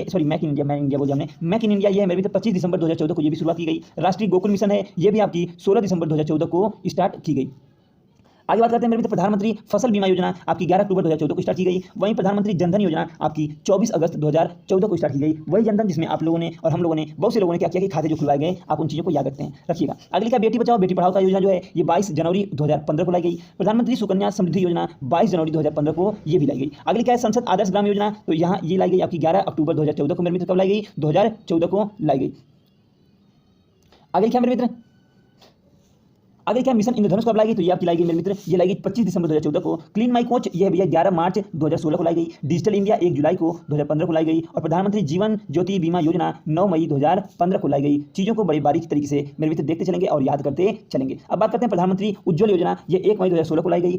स्टार्टअप इंडिया स्टैंडअप इंडिया ये लाई गई 16 जनवरी 2016 को। सागर माला प्रोजेक्ट कब लाया गया? तो ये 31 जुलाई को लाएगा 2015 में। अगली क्या प्रधानमंत्री आवास योजना जो अर्बन क्षेत्र था वो है मेरे मित्र 25 जून 2015 को ये स्कीम लाई गई। आगे बात करते हैं one rank one pension scheme, ये 5 सितंबर 2015 को आया। और उड़ान जो है मेरे मित्र उड़े देश का आम नागरिक उड़ान के नाम से बनाया गया, तो ये है मेरे मित्र 21 अक्टूबर 2016 को लाई गई। अगली क्या है स्मार्ट गंगा सिटी, ये 13 अगस्त 2016 को लाई गई। अगली क्या है सोलर चरखा योजना, तो 27 जून मेरे मित्र 2018 को लाई गई। संपांडा योजना जो है मेरे मित्र ये है आपका 3 मई 2017 को लाई गई मेरे मित्र। आगे लिखा है कि आयुष्मान भारत योजना ये 1 फरवरी 2018 को लाई गई। और प्रधानमंत्री वयम वंदना योजना ये 21 जुलाई 2017 को लाई गई। सौर सुजाला योजना जो है मेरे मित्र सौर सुजाला योजना ये 1 नवंबर 2016 को लाई गई। इन सारी चीज़ों को एक बार रिवीजन आप करेंगे मेरे मित्र, उम्मीद रखिएगा सब चीज़ आपको याद हो जाएंगी। बस आप एक बार रिवीजन करेंगे तो सब चीज़ आपको कंफर्म याद होते चली जाएंगी। अब हम बात करेंगे मेरे मित्र भारतीय कृषि क्या है और भारतीय कृषि क्या करती है देश में, इसका कितना महत्व है, ये सब बातों पर चर्चा करेंगे। तो मेरे मित्र लिखा है भारतीय कृषि, लिखा है कि भारत एक कृषि प्रधान देश है। भारत कैसा है? एक कृषि प्रधान देश है, जहाँ पे कृषि बहुत ज़्यादा हो उसे हम कृषि प्रधान देश कहते हैं। लिखा है जिसकी लगभग 70% जनसंख्या गांव में निवास करती है और मुख्य रूप से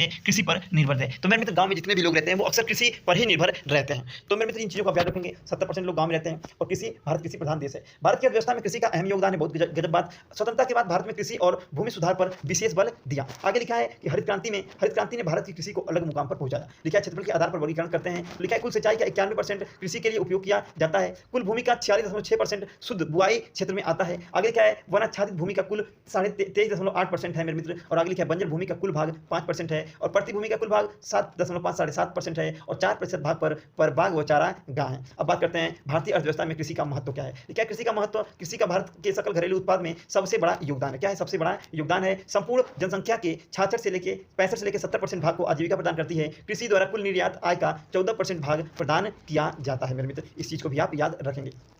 अगर लिखा है देश के कुल निर्यात का मेरे जो 38% हिस्सा जो है कृषि एवं उससे संबंधित है। और प्रमुख फसलों की अब हम बात करने वाले हैं। बड़ा आपने बचपन से पढ़ा होगा, खरीफ की फसलें, रबी की फसलें, जायद की फसलें, आज उनके बारे में हम जानकारी लेने वाले हैं। जैसे मान लीजिए मेरे मित्र, पहला आपके स्क्रिप्ट लिखा है कि खरीफ की फसलें, तो खरीफ की फसलें वो होती है जो जुलाई में बोई जाती हैं और अक्टूबर में काट ली जाती हैं। जैसे मेरे मित्र आप याद रखें कि जैसे धान हो गया, धान एक ऐसी फसल जो जून जुलाई के आसपास बोई जाती है और अक्टूबर नवंबर के आसपास इन्हें काट लिया जाता है, तो उन्हें बोलते हैं खरीफ की फसल। रबी की फसलें वो होती है मेरे मित्र, रबी मतलब होता है सूरज, जिनको सूरज की आवश्यकता होती है। जैसे ये अक्टूबर में बोई जाती हैं और अप्रैल में काटी जाती हैं, तो याद रखें जैसे गेहूं हो गया, ये आपकी रबी की फसल हो गई। और आगे लिखा है जायद की फसलें, तो लिखा है कुछ स्थानों पर मार्च से जून के बीच जायद की फसलें की खेती की जाती है। हाँ, अब देखिए धीरे जायद की फसलें अब धीरे धीरे लगाई जा रही हैं। अब इसमें मार्च चल रहा है, तो जायद की फसलें का मतलब यह है मेरे मित्र कि ऐसी फसल जो जैसे ककड़ी हो गई, जैसे खीरा हो गया, ये सब आपकी जायद की फसलें हैं कि आप धान के गेहूं के बाद जो जिन फसलों को बोते हैं तुरंत, वो आपकी जायद की फसलें होती हैं। ठीक, याद रखेंगे। अब हम बात करेंगे हरित क्रांति के बारे में। लिखा है हरित क्रांति लाने का श्रेय मेक्सिको के कृषि वैज्ञानिक नॉर्मन बोरलॉग को जाता है। याद रखेंगे, हरित क्रांति का जो श्रेय है मेरे मित्र, वो तो आपके मेक्सिको के कृषि वैज्ञानिक थे नॉर्मन बोरलॉग। आप कहेंगे अभी तो आपने स्वामीनाथन बताया था, तो मेरे मित्र अगर भारत की पूछेगा तो आप स्वामीनाथन लगाएंगे। ठीक, और आगे लिखा है हरित क्रांति का पिता भी किसको कहा जाता है, इन्हीं को कहा जाता है। आगे लिखा है हरित क्रांति का नामकरण विलियम गॉड द्वारा किया गया। भारत में हरित क्रांति को लाने का श्रेय मेरे मित्र देखिए लिखा है डॉक्टर स्वामीनाथन,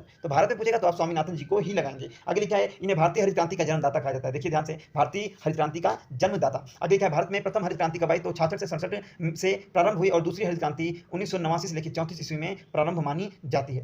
1983 से लेकर 84 तक। कुछ हमने गलत तो नहीं बोल दिया, अगर गलत बोल दिया तो क्षमा चाहेंगे। लिखा है 1983 से लेकर 84 तक। आगे लिखा है प्रथम हरित क्रांति का क्षेत्र क्या था, तो वो था आपका पंजाब, हरियाणा एवं पश्चिमी उत्तर प्रदेश। जबकि द्वितीय हरित क्रांति का जो क्षेत्र था वो पश्चिमी बंगाल था, बिहार था, उड़ीसा था, मध्य प्रदेश और पूर्वी उत्तर प्रदेश थे, यह था। आगे लिखा है हरित क्रांति का सर्वाधिक प्रभाव कहाँ पड़ा, तो मेरे मित्र वो पड़ा आपका गेहूं और चावल के उत्पादन पर पड़ा। आगे लिखा है हरित क्रांति को नई कृषि युक्ति भी कहते हैं। हरित क्रांति को क्या कहते हैं, नई कृषि युक्ति भी कहा जाता है। आगे लिखा है द्वितीय हरित क्रांति का जो मुख्य उद्देश्य था मेरे मित्र 2015 तक कृषि उत्पादों को दोगुना करने का था, कि कृषि उत्पाद कितने हो, दोगुना हो। आगे लिखा है operation flood. Doctor Verghese Kurien इसके प्रमुख सूत्रधार हैं, जिन्होंने विश्व के इस सबसे बड़े समन्वित डेयरी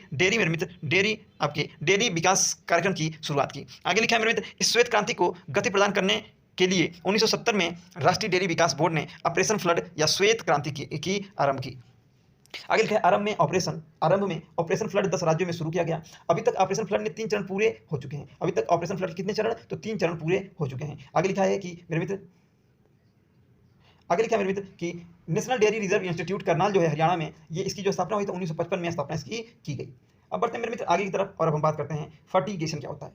लिखा है कि एक ऐसी पद्धति जिसमें पोषक तत्व सिंचाई के माध्यम से फसलों को प्राप्त होते हैं उसे हम फर्टिगेशन कहते हैं। आगे लिखा है न्यूनतम समर्थन मूल्य क्या होता है, यह वह न्यूनतम मूल्य है जिस पर सरकार किसान की फसलों को खरीदती है, चाहे बाजार में फसल का कोई भी मूल्य हो। ठीक, याद रखेंगे, ये होती है न्यूनतम समर्थन मूल्य। आगे लिखा है 1966 या 67 में पहली बार गेहूं के लिए लागू हुआ। कृषि लागत एवं मूल्य आयोग वर्ष में 2 बार खरीफ रबी न्यूनतम समर्थन मूल्य लागू करती है। आगे बात करते हैं सरकार जो है 24 मुख्य फसलों के लिए न्यूनतम समर्थन मूल्य की घोषणा करती है। आगे बात करते हैं कृषि लागत एवं मूल्य आयोग के बारे में। लिखा है 1965 में भारत सरकार ने कृषि आयोग की स्थापना की। आगे लिखा यह आयोग विभिन्न कृषि उत्पादों के लिए उनकी बुवाई के समय न्यूनतम समर्थन कीमत, वसूली कीमत और जारी कीमतों की घोषणा करती थी। अब बात करते हैं किसान क्रेडिट कार्ड क्या होता है, इसे ध्यान रखेंगे, जिसे हम केसीसी के नाम से जानते हैं। किसान क्रेडिट कार्ड योजना की शुरुआत 1998 में की गई। इसका प्रमुख उद्देश्य जो था मेरे मित्र वो था किसानों को संगठित बैंकिंग प्रणाली से लचीले एवं कम खर्चीले तरीके से पर्याप्त और समयानुसार ऋण उपलब्ध कराना है। ठीक, तो ये भैया केसीसी का मतलब होता है आपको ऋण लेने में सुविधा होगी। आगे बात करते हैं नोट में लिखा है किसान कॉल सेंटर क्या है, ये केसीसी ये भी है कि इसकी स्थापना होती है 21 जनवरी 2004 को होती है। ये भी आपका केसीसी ही है, मतलब वो नहीं है, ऊपर नहीं है, वो तो आप किसान क्रेडिट कार्ड था, ये है आपका किसान कॉल सेंटर। अब बात करेंगे मेरे मित्र कृषि विपणन क्या होता है। लिखा है कि ट्राइफेड क्या होता है। भारत सरकार ने 1988 में भारतीय जनजाति सहकारी विपणन विकास संघ ट्राइफेड की स्थापना की थी। इसका मुख्य उद्देश्य जनजाति लोगों को स्थानीय व्यापारियों के शोषण से बचाना है तथा उसके लघु वन उत्पादों के लिए उपयुक्त मेहनताना प्रदान करना है। नेफेड क्या है, नेफेड है, ध्यान रखेंगे कि भारतीय कृषि सहकारी विपणन संघ नेफेड की स्थापना 2 अक्टूबर 1958 को हुई थी। कब हुई थी, 1958 को हुई। अब बात करते हैं सहकारी बैंक क्या होते हैं, तो याद रखेंगे नाबार्ड जो है आपका नेशनल एग्रीकल्चर एंड जो आपका है नाबार्ड में आपका एन का मतलब हो गया नेशनल, और ए का मतलब एग्रीकल्चर, और आपका मेरे मित्र नेशनल एग्रीकल्चर एंड ग्रामीण जो है आपका मेरे मित्र ये तो आपका होता है रूरल डेवलपमेंट, और आपका जो होता है बैंक, तो इसको नाबार्ड बोलते हैं। इसकी स्थापना 12 जुलाई 1982 को शिव रमन सिंह समिति की अनुशंसा पर की गई। यह कृषि एवं ग्रामीण विकास हेतु उपलब्ध ऋण उपलब्ध कराने का वाला शीर्षस्थ संस्था है।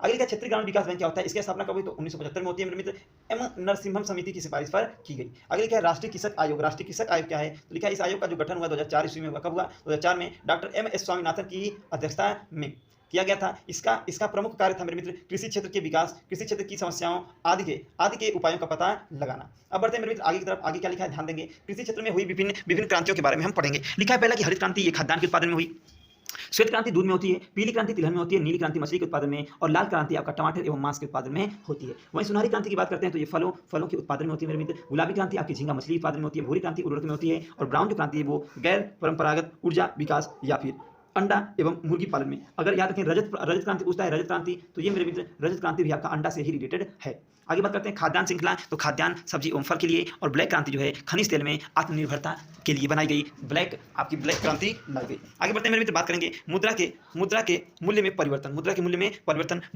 परिवर्तन 4 प्रकार से हो सकते हैं। कितने प्रकार से मेरे मित्र तो आपके 4 प्रकार से हो सकते हैं, और वो 4 प्रकार कौन कौन से हैं ध्यान से देखेंगे। पहला है मुद्रास्फीति। कौन है मुद्रास्फीति, आगे लिखा है अवस्फीति अथवा मुद्रा संकुचन, और तीसरा है मुद्रा संस्फीति, और चौथा है मुद्रा अपस्फीति। ठीक, इन चारों को याद रखेंगे। पहला है मुद्रास्फीति, क्या होता है ध्यान से देखेंगे। यह वह स्थिति होती है, या कौन सी स्थिति तो वह स्थिति होती है जिससे मुद्रा का मूल्य गिर जाता है तथा कीमतें बढ़ जाती हैं मेरे मित्र।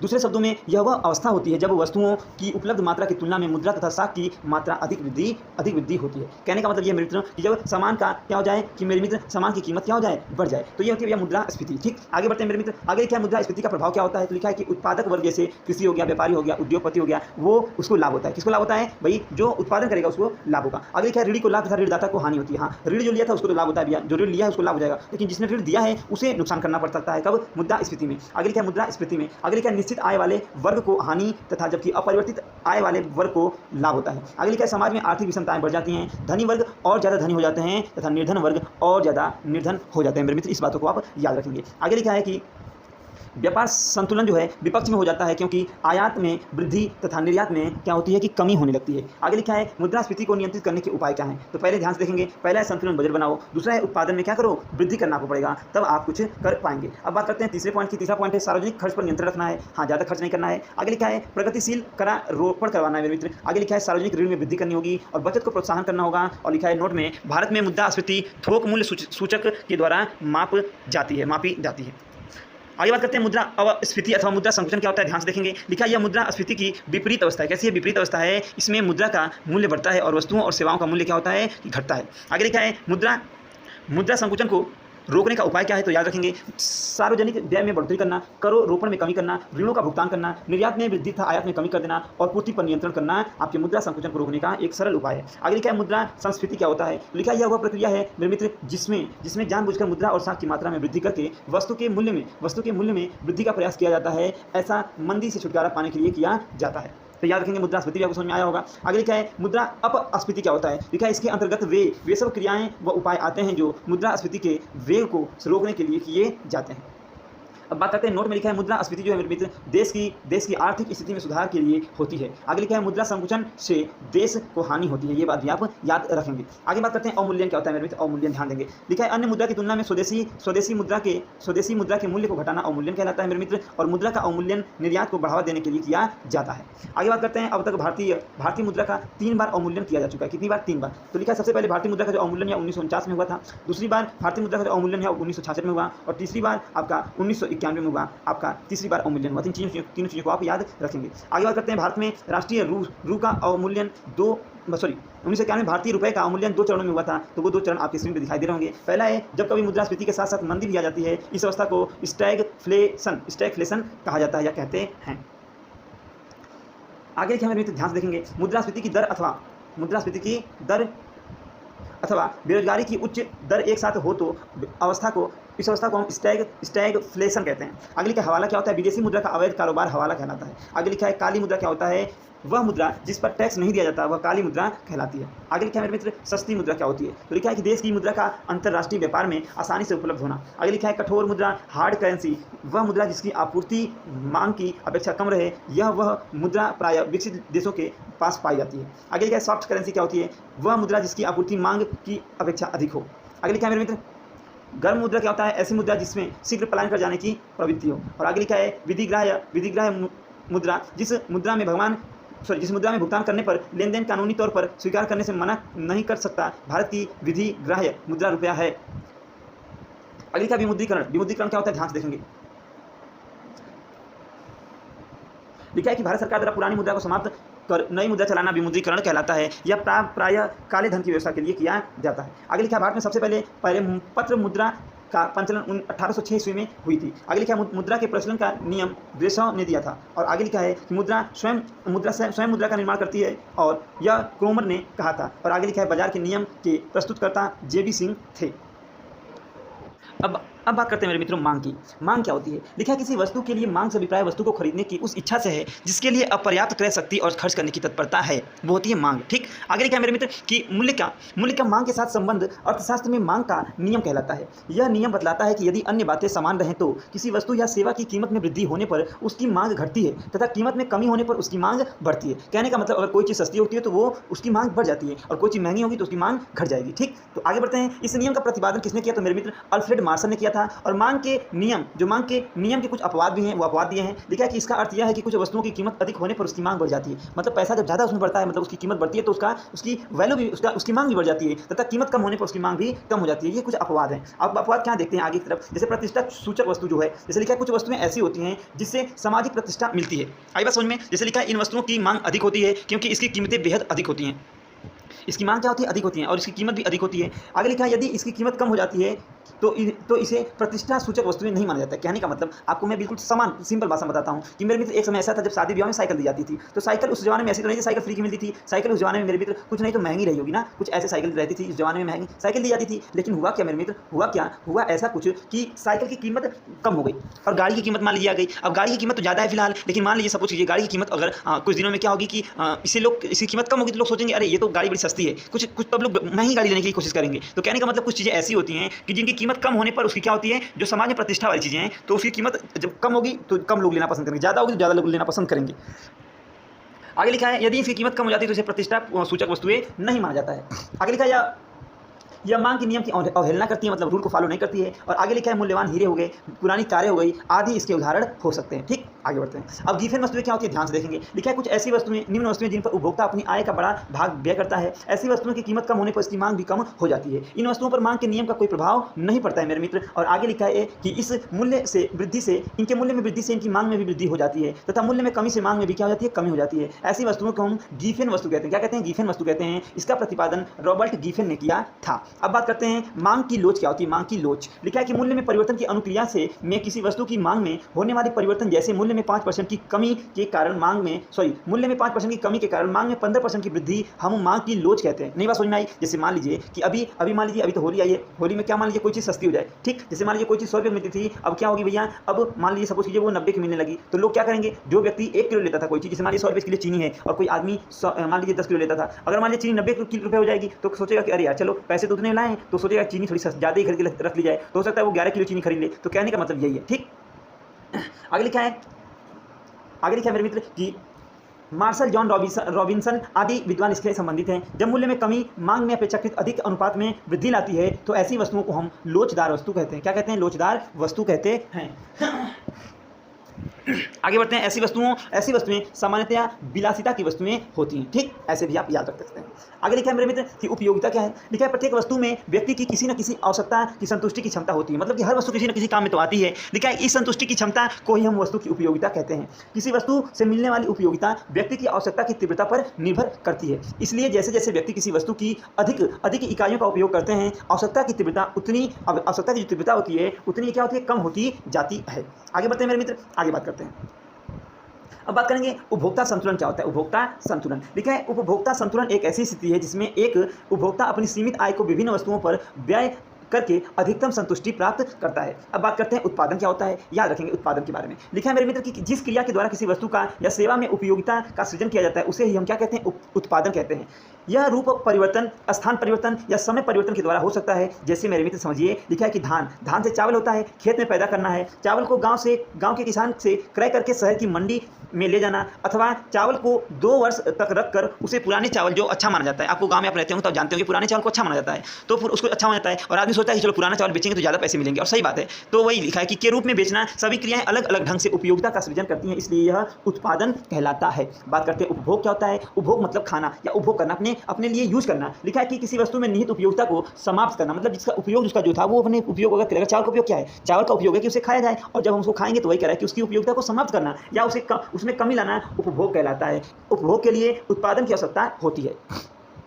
आगे लिखा है उत्पादन फलन क्या होता है। किसी उत्पादन क्रिया में जो उत्पादन प्राप्त होता है वह उत्पादन क्रिया में प्रयुक्त लागतों या साधनों के प्रयोग का परिणाम होता है। आगे लिखा है मेरे मित्र उत्पादन और साधनों की मात्रा के बीच जो तकनीक या फलनात्मक आश्रितता संबंध होता है उसे हम उत्पादन क्या कहते हैं, उत्पादन फलन कहते हैं। इस चीज़ को भी आप याद रखेंगे। बात करते हैं ब्याज क्या होता है मेरे मित्र। लिखा है ब्याज वह मौद्रिक भुगतान है जो पूंजीपति को पूंजी के उपभोग के बदले में प्राप्त होता है। जो पूंजीपति को पूंजी के उपभोग के बदले में प्राप्त होता है। आगे लिखा है मजदूरी। लिखा है कि मजदूरी एक प्रकार का पुरस्कार है जो मनुष्य के परिश्रम के बदले में दिया जाता है, चाहे वह प्रति घंटा दिया जाए, प्रति दिन दिया जाए या समय अनुसार दिया जाए, और चाहे उसका भुगतान मुद्रा या वस्तुओं या दोनों के रूप में हो। मजदूरी 2 प्रकार की होती है, याद रखेंगे। एक तो नगद मजदूरी होती है, एक वास्तविक मजदूरी होती है। अब मजदूरी के बारे में थोड़ा सा लेंगे और इसके पहले लाभ पढ़ लेते हैं। लाभ क्या होता है। लिखा है किसी भी अर्थव्यवस्था को सुचारू रूप से चलायमान रखने के लिए या चलाने के लिए, समझिए सिंपल भाषा में चलाने के लिए उसकी व्यवसायिक गतिविधियों में लाभ का उपार्जन होना अति आवश्यक है। ठीक। अब बात करते हैं बाजार के बारे में मेरे मित्र। बाजार के बारे में लिखा है बाजार का आशय किसी उद्योग विशेष में व्याप्त उपयोगिता की प्रकृति, स्थिति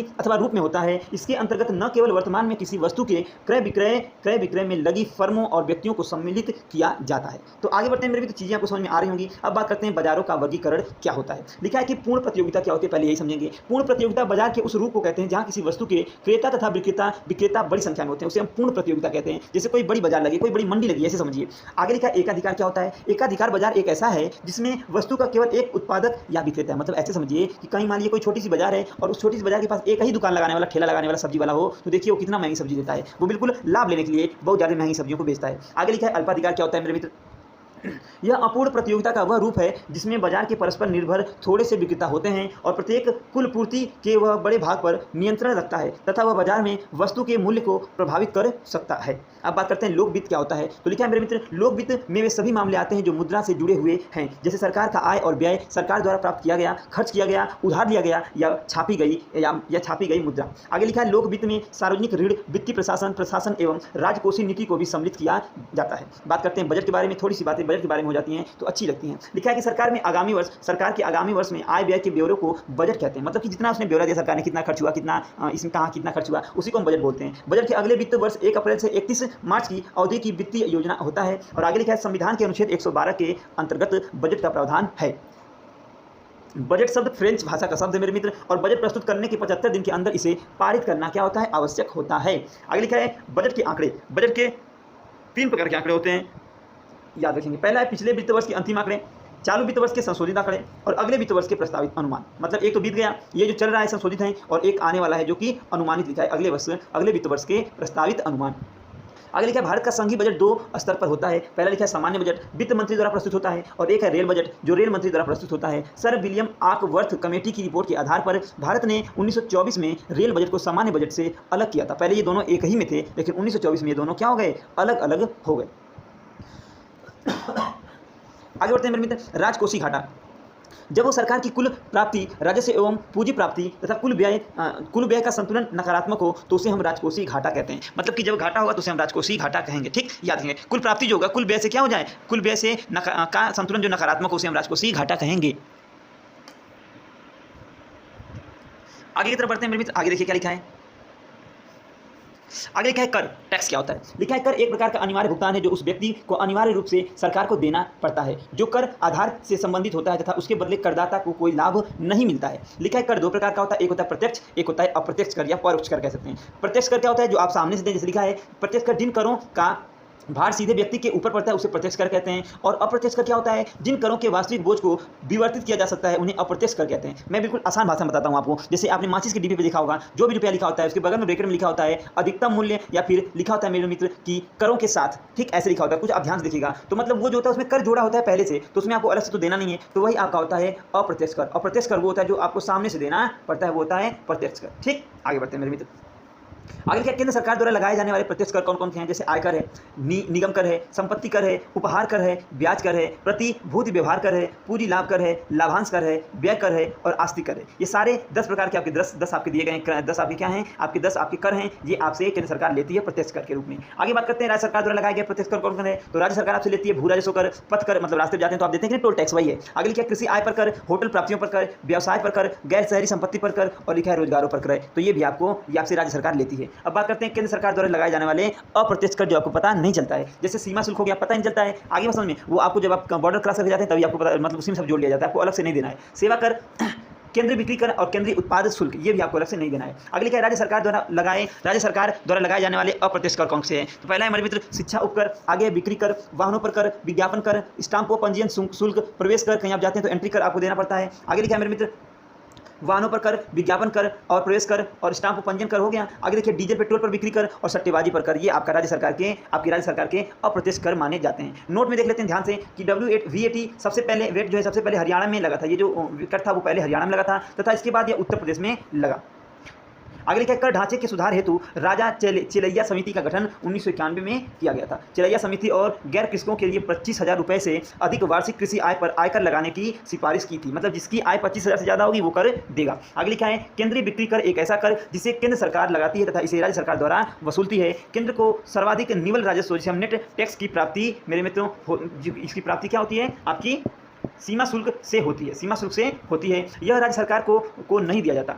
अगले क्या, सुप्रसिद्ध जो आपके अर्थशास्त्री हैं, नाम है एडम स्मिथ ने अपनी पुस्तक वेल्थ ऑफ नेशन में करारोपण के 4 सिद्धांतों के बारे में बताया है। लिखा है कि टोफिन कर नोबेल पुरस्कार विजेता जेम्स टोबिन द्वारा प्रस्तावित एक वैश्विक कर है जिसे सभी विदेशी विनिमय सौदे पर लगाने की बात की गई थी। टोबिन कर। अगले क्या, किसी व्यक्ति या संगठन द्वारा प्रदूषण फैलाए जाने के कारण उस पर एक विशेष कर का आरोपण किया जाता है जो हरित कर या पिगोवियन कर कहलाता है। मेरे मित्र इसको भी आप याद रखेंगे अगर आप प्रदूषण फैलाएंगे तब। बात करते हैं वस्तु एवं सेवा कर की, जिसे हम गुड एंड सर्विस टैक्स कहते हैं, जिसे हम GST के नाम से भी जानते हैं। आगे लिखा है GST की जो नींव है भारत के पूर्व प्रधानमंत्री अटल बिहारी वाजपेयी की सरकार में रखी गई थी। इस कर को वस्तु एवं सेवा कर GST कहा गया है। यह एक अप्रत्यक्ष कर आपको दिखाई नहीं देता है। फिलहाल आप सभी लोग GST कर दे रहे हो लेकिन पता नहीं चलता है, जो पूरे देश में निर्मित उत्पादों और सेवाओं के विक्रय एवं उपभोग पर लागू हुआ है। लिखा है यह विधेयक लोकसभा में 6 मई 2015 को, राज्यसभा में 8 अगस्त 2016 को पारित हुआ। राष्ट्रपति का अनुमोदन 8 सितंबर 2016 को इसे प्राप्त हुआ, मतलब राष्ट्रपति ने हामी भरी कब? 8 सितंबर 2016 को। आगे लिखा है 1 जुलाई 2017 से अब तक के सबसे बड़े कर सुधार के तहत GST लागू हो गया। यह संपूर्ण भारत में वस्तुओं और सेवाओं पर लगाया जाने वाला एकल राष्ट्रीय एक समान कर है मेरे मित्र। और आगे लिखा है GST लागू होने के बाद वस्तुओं एवं सेवाओं पर केवल 3 तरह के टैक्स वसूले जाएंगे। पहला है केंद्रीय GST, राज्य GST और आगे है मेरे मित्रों GST है, और एक है इंटीग्रेटेड GST। ये केवल 3 प्रकार के कर वसूले जाएंगे। आगे लिखा है शिक्षा और स्वास्थ्य से जुड़ी सेवाएं GST से पूरी तरह से बाहर है। ठीक, आगे लिखा है यह माननीय उपयोग हेतु शराब तथा 5 पेट्रोलियम प्रोडक्ट जैसे क्रूड हो गया, पेट्रोल हो गया। एक मिनट, आगे लिखा है मित्र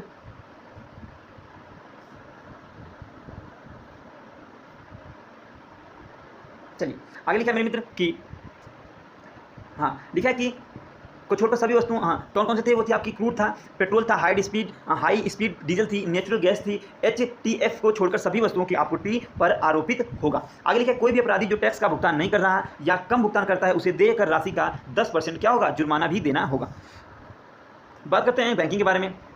भारत में बैंकिंग का विकास। भारत का पहला व्यापारिक bank general bank of India था जिसे 1786 में खोला गया था। स्वतंत्रता से पूर्व भारत में 3 प्रेसिडेंसी बैंकों की स्थापना की गई। बैंक ऑफ बंगाल था 1806 में, बैंक ऑफ बॉम्बे 1840 में, और मेरे मित्र एक था आपका बैंक ऑफ मेरे मित्र बैंक ऑफ मद्रास जो कि 1843 में। ठीक, 1921 में इन तीनों बैंकों को मिलाकर इंपीरियल बैंक ऑफ इंडिया की स्थापना की गई। 1 जुलाई 1955 को इसका राष्ट्रीयकरण हुआ और इसका नाम स्टेट बैंक ऑफ इंडिया रखा गया। मतलब वही तीनों बैंकों को मिला के एक बैंक बना दिया गया। आगे लिखा है भारतीयों द्वारा प्रबंधित पहला भारतीय बैंक अवध कमर्शियल बैंक था, जो 1881 में स्थापित हुआ था। इसके बाद 1894 में पंजाब नेशनल बैंक की स्थापना हुई और आगे लिखा है 1959 में स्टेट बैंक के 7 महायोगी बैंकों का गठन किया गया, जिसे स्टेट बैंक समूह कहा जाता है। आगे लिखा है वर्तमान में स्टेट बैंक समूह में सभी बैंकों का विलय हो चुका है। क्या हो चुका है? विलय हो चुका है। 19 जुलाई 1969 को 14 व्यावसायिक बैंकों का राष्ट्रीयकरण किया गया और आगे लिखा है 15 अप्रैल 1980 को पुनः 6 बैंकों का राष्ट्रीयकरण किया गया। व्यावसायिक बैंकों के बारे में बात कर लेते हैं। लिखा है सार्वजनिक बैंक ये वे बैंक होते हैं जिनमें सरकार की धारिता 51% से अधिक होती है। सार्वजनिक क्षेत्र का सबसे बड़ा bank state bank of India है तथा इसके बाद पंजाब नेशनल बैंक का नंबर आता है। आगे लिखा है मेरे मित्र कि विदेशों में सबसे अधिक शाखाएं स्टेट बैंक ऑफ इंडिया की है। जीवन बीमा में प्रवेश करने वाला पहला bank state bank of India है और आगे लिखा है चीन में शाखा खोलने वाला पहला जो आपका स्टेट बैंक है, पहला बैंक है स्टेट बैंक ऑफ इंडिया। इन चीजों को आप याद रखेंगे। आगे लिखा है इंपीरियल बैंक ऑफ इंडिया का जो नाम है मेरे मित्र 1 जुलाई 1955 को बदलकर स्टेट बैंक ऑफ इंडिया कर दिया गया और आगे लिखा है भारत में सर्वाधिक शाखा स्टैंडर्ड चार्टर्ड बैंक की है और स्टैंडर्ड चार्टर्ड बैंक ब्रिटेन का बैंक है। कहाँ का बैंक है? ब्रिटेन का बैंक है। प्रथम बैंक क्रेडिट कार्ड जो है मेरे मित्र 1959 ईस्वी में बैंक ऑफ अमेरिका द्वारा जारी किया गया था। आगे लिखा है देश में पहला मोबाइल जो बैंक है मेरे मित्र मध्य प्रदेश राज्य में है और आगे लिखा है लक्ष्मी वाहिनी बैंक लाभ के चलते फिरते बैंक की स्थापना 1 करोड़ रुपए की लागत से एक मोबाइल वैन में की गई है। एक मोबाइल वैन में की गई है। आगे लिखा है भारत में पहला तैरता हुआ एटीएम मेरे मित्र जो है वो केरल के कोच्चि में स्थापित किया गया। याद रखेंगे कि जो आपका भारत में पहला तैरता हुआ मेरे मित्र, फिर से एक बार आपको बता दें चीजें कि जो भारत में पहला तैरता हुआ जो एटीएम है, बड़ा गजब की बात है, तैरता हुआ एटीएम आपका कहाँ है? कोच्चि में है, जो पानी में तैर रहा है। आगे लिखा है कोटक महिंद्रा बैंक के पहले फाइनेंस कंपनी होता था। ठीक, आगे बात करते हैं आपकी भारतीय रिजर्व बैंक के बारे में। लिखा है कि आरबीआई के बारे में। रिजर्व बैंक की स्थापना 1 अप्रैल 1935 को मेरे मित्र आरबीआई एक्ट 1934 के तहत 5 करोड़ की अधिकृत पूंजी से हुई थी। रिजर्व बैंक का राष्ट्रीयकरण 1 जनवरी 1949 को हुआ। रिजर्व बैंक भारत का केंद्रीय बैंक है। इसका प्रधान मुख्यालय जो है मेरे मित्र वो मुंबई में है तथा स्थानीय प्रधान कार्यालय नई दिल्ली, कोलकाता, मुंबई तथा चेन्नई में है। भारत में मौद्रिक एवं साख नीति रिजर्व बैंक द्वारा ही बनाई जाती है। आगे लिखा है सर ऑक्सबोर्न स्मिथ आरबीआई के प्रथम क्या थे मेरे मित्र? प्रथम गवर्नर थे। आगे लिखा है प्रथम भारतीय एवं स्वतंत्र भारत के गवर्नर सीडी देशमुख, जो सीडी देशमुख है इसी समय में आरबीआई का राष्ट्रीयकरण हुआ। आगे लिखा है हिल्टन यंग आयोग पहला आयोग था जिसने केंद्रीय बैंक के रूप में आरबीआई के नाम की सिफारिश की थी। आरबीआई का जो लेखा वर्ष है मेरे मित्र वो 1 जुलाई से 30 जून होता है और भारतीय रिजर्व बैंक के पास हर समय 85 करोड़ रुपए की विदेशी मुद्रा होनी चाहिए तथा 115 करोड़ का सोना होना चाहिए। आगे लिखा है आरबीआई रेपो दर तथा रिजर्व रेपो दर में कमी तथा वृद्धि कर सकता है। कोई भी बैंक आरबीआई की अनुमति के बगैर शाखा नहीं खोल सकता, ये बात याद रखना है। और आरबीआई को बैंकों का बैंक भी कहा जाता है। बहुत ही गजब क्वेश्चन है। आगे लिखा है भारत के विदेशी व्यापार संबंधी आंकड़े आरबीआई द्वारा जारी करता है और मेरे मित्र आगे लिखा है कि मुद्रा की दशमलव प्रणाली 1 अप्रैल 1957 से प्रारंभ की गई। 1 जुलाई 2011 से 25 पैसे तथा उससे कम मूल्य के सिक्के बंद कर दिए गए। कब? 2011 में। आगे लिखा है मेरे मित्र कि 1 रुपये के नोट व सिक्के को वित्त मंत्रालय द्वारा जारी करता तथा वित्त सचिव उस पर हस्ताक्षर करता है। मतलब 1 रुपये के सिक्का पे क्वेश्चन आता है, 1 रुपये के नोट पे जो होता है मेरे मित्र, नोट पर वित्त मंत्रालय जारी करता है। कौन करता है? वित्त मंत्रालय जारी करता है और वित्त सचिव का हस्ताक्षर होता है। 1 रुपये से अधिक के नोटों पर भारतीय रिजर्व बैंक जारी करता है। याद रखें, अगर 1 रुपये से बड़ा नोट है तो वो भारतीय रिजर्व बैंक जारी करेगा और इस पर क्या होता है कि आरबीआई के गवर्नर के हस्ताक्षर होते हैं। आगे लिखा है मेरे मित्र कोई आम व्यक्ति भारतीय रिजर्व बैंक में अपना खाता नहीं खोल सकता है। ठीक, आगे लिखा है बैंक दर वह दर है जिस पर रिजर्व बैंक अन्य बैंकों को क्या करता है कि ऋण देता है, कर्ज देता है। आगे लिखा है रेपो दर क्या होता है? इस दर पर रिजर्व बैंक बैंकों को अल्पकालीन ऋण देकर अर्थव्यवस्था में तरलता की अतिरिक्त मात्रा जारी करता है। और आगे लिखा है रिजर्व रेपो दर, इस दर पर रिजर्व बैंक बैंकों के अल्पकालीन ऋण लेकर अर्थव्यवस्था से तरलता मेरे मित्र, तरलता आपका क्या करता है कि वापस लेता है। क्या करता है? वापस लेता है। आगे लिखा है नगद आरक्षित अनुपात क्या है? सभी व्यापारिक बैंकों को जमा राशि का एक निश्चित प्रतिशत रिजर्व बैंक के पास कोष के रूप में रखना पड़ता है। इस अनुपात के नगद आरक्षित अनुपात, इस अनुपात को क्या कहते हैं? नगद आरक्षित अनुपात कहते हैं। आगे बात करते हैं वैधानिक तरलता अनुपात क्या होता है? व्यापारिक बैंकों को अपनी कुल संपत्ति का एक निश्चित प्रतिशत तरल रूप से में अपने पास रखना पड़ता है। इसे वैधानिक तरल अनुपात कहा जाता है। अब बात करते हैं मेरे मित्र आपके क्षेत्रीय ग्रामीण बैंक के बारे में। क्षेत्रीय ग्रामीण बैंकों की जो स्थापना हुई 2 अक्टूबर 1975 को हुई। क्षेत्रीय ग्रामीण बैंकों में केंद्र सरकार, राज्य सरकार तथा प्रवर्तक बैंक की पूंजी 50, 15 और 35 के अनुपात में लगी होती है। मतलब केंद्र सरकार देगा 50 रुपये, राज्य सरकार देगी 15 रुपये, और आपका मेरे मित्र ये जो है आपका जो प्रवर्तक बैंक है वो देगा आपका कितना 35 रुपये। आगे लिखा है स्वाभिमान योजना का जो संबंध है मेरे मित्र वो ग्रामीण बैंकों से है। केंद्र सरकार ने केलकर समिति की सिफारिश को मानते हुए 1987 के बाद से क्षेत्रीय ग्रामीण बैंकों की स्थापना बंद कर दी है। आगे बात करते हैं नाबार्ड क्या है, नाबार्ड के बारे में बात करेंगे। बहुत ही जबरदस्त बात है, अब आपको पढ़ना है। लिखा है कि राष्ट्रीय कृषि एवं ग्रामीण बैंक, लिखा है कि मेरे मित्र इसकी स्थापना 12 जुलाई 1982 को छठी पंचवर्षीय योजना के दौरान की गई, और यह देश में कृषि एवं ग्रामीण विकास हेतु वित्त उपलब्ध करने वाली शीर्ष संस्था है। आगे लिखा है नाबार्ड की चुकता पूंजी 2000 करोड़ रुपए है, जिसमें 72.5% हिस्सा भारतीय रिजर्व बैंक का है। इसका मुख्यालय मुंबई में है मेरे मित्र, और नाबार्ड की जो स्थापना है शिवरमन कमेटी की सिफारिश पर हुई थी। आगे लिखा है नोट में देखेंगे किसान क्रेडिट कार्ड जो केसीसी था, योजना की शुरुआत अगस्त 1998 में तत्कालीन वित्त मंत्री यशवंत सिन्हा द्वारा की गई थी। आगे बात करते हैं एस्टेट ड्यूटी क्या होती है। किसी व्यक्ति की मृत्यु के पश्चात उसकी संपत्ति के हस्तांतरण के समय जो कर संपत्ति पर लगाया जाता है उसे एस्टेट ड्यूटी। आगे लिखा है कि सिक्योरिटी प्रिंटिंग प्रेस हैदराबाद, लिखा है कि यहाँ दक्षिणी राज्यों के लिए डाक लेखन सामग्री, पूरे देश के केंद्रीय उत्पाद शुल्क स्टाम्प की छपाई होती है। आगे लिखा है करेंसी प्रेस नोट जो नासिक में है, यहाँ 10 रुपये, 50 रुपये, 100 रुपये, 500 रुपये और 1000 रुपये के नोटों की छपाई और पूर्ति होती है। ठीक, आगे लिखा है मेरे मित्र कि bank note press Dewas Madhya Pradesh में लिखा है। यहाँ लिखा है यहाँ 20 के, 50 के, 100 के और 500 रुपये के उच्च मूल्य वर्ग के नोट छपते हैं। ठीक, आगे लिखा है कि मैसूर कर्नाटक में जो लिखा है शाहनबी पश्चिम बंगाल के भारतीय रिजर्व बैंक नोट मुद्रा लिमिटेड, यहाँ लिखा है कि यहाँ आरबीआई के नियंत्रण में करेंसी नोट छापे जाते हैं। आगे लिखा है सिक्योरिटी पेपर मिल होशंगाबाद, यहाँ लिखा है यहाँ बैंक व करेंसी नोट पेपर गैर अदालती स्टाम्प पेपर की छपाई में लगने वाले कागज का उत्पादन होता है। और अब हम बात करेंगे उद्योग के बारे में। उद्योग क्या होता है, लिखा है आज़ादी के बाद देश की प्रथम औद्योगिक नीति की घोषणा 6 अप्रैल 1948 को तत्कालीन केंद्रीय उद्योग मंत्री डॉक्टर श्यामा प्रसाद मुखर्जी द्वारा की गई थी। इस नीति में सार्वजनिक क्षेत्र और निजी क्षेत्र दोनों के महत्व को स्वीकार किया गया और देश में मिश्रित एवं नियंत्रित अर्थव्यवस्था की नींव रखी गई। लिखा है कि दूसरी औद्योगिक नीति की घोषणा आपकी 30 अप्रैल 1956 में किया गया। उद्योगों का सार्वजनिक निजी एवं उपयुक्त क्षेत्रों में विभाजित किया गया। इस नीति का उद्देश्य समाजवादी ढंग के समाज की स्थापना करना था। और आगे लिखा है नई औद्योगिक नीति की घोषणा 24 जुलाई 1991 में की गई। आगे लिखा है मेरे मित्र इस औद्योगिक नीति में बहुत से उदारवादी कदम उठाए गए। धीमी गति से औद्योगिक विकास, बेरोजगारी, औद्योगिक रुग्णता, उच्च महंगाई दर तथा भुगतान असंतुलन आदि संकट के संदर्भ में यह नीति अद्वितीय थी। कैसी थी ये नीति? अच्छी थी, अद्वितीय थी। आगे लिखा है इस नीति की मुख्य बातें कौन सी हैं, तो यहाँ पे लिखा है कि इस नीति की मुख्य बातें निम्न हैं। पहला है औद्योगिक लाइसेंसिंग से मुक्ति। लिखा है वर्तमान में केवल 5 उद्योगों के लिए लाइसेंसिंग अनिवार्य है। तंबाकू उत्पाद, शराब, खतरनाक रसायन, औद्योगिक विस्फोट तथा रक्षा उत्पाद एवं इलेक्ट्रॉनिक एरोस्पेस। आगे लिखा है उद्योगों को अनारक्षित करना। मेरे मित्र अब केवल 3 उद्योग सार्वजनिक क्षेत्र के लिए अनारक्षित रह गए हैं। एक है परमाणु ऊर्जा, दूसरा है रेल परिवहन और तीसरा तथा 1995 की सूची में दर्ज खनिज। ये 3 चीज़ें ये केवल आरक्षित रह गए हैं। अब हम बात करते हैं मेरे मित्र, ध्यान से देखेंगे भारतीय प्रतिस्पर्धा आयोग क्या होता है। लिखा है कि इस आयोग की स्थापना जो 2003 में हुई, अशोक चावला इसके प्रथम अध्यक्ष थे और इस आयोग का उद्देश्य कि प्रतिस्पर्धा में बाधक गतिविधियों को समाप्त किया जाए, बाजार प्रतिस्पर्धा को प्रोत्साहन किया जाए तथा उपभोक्ताओं के हितों की रक्षा की जाए।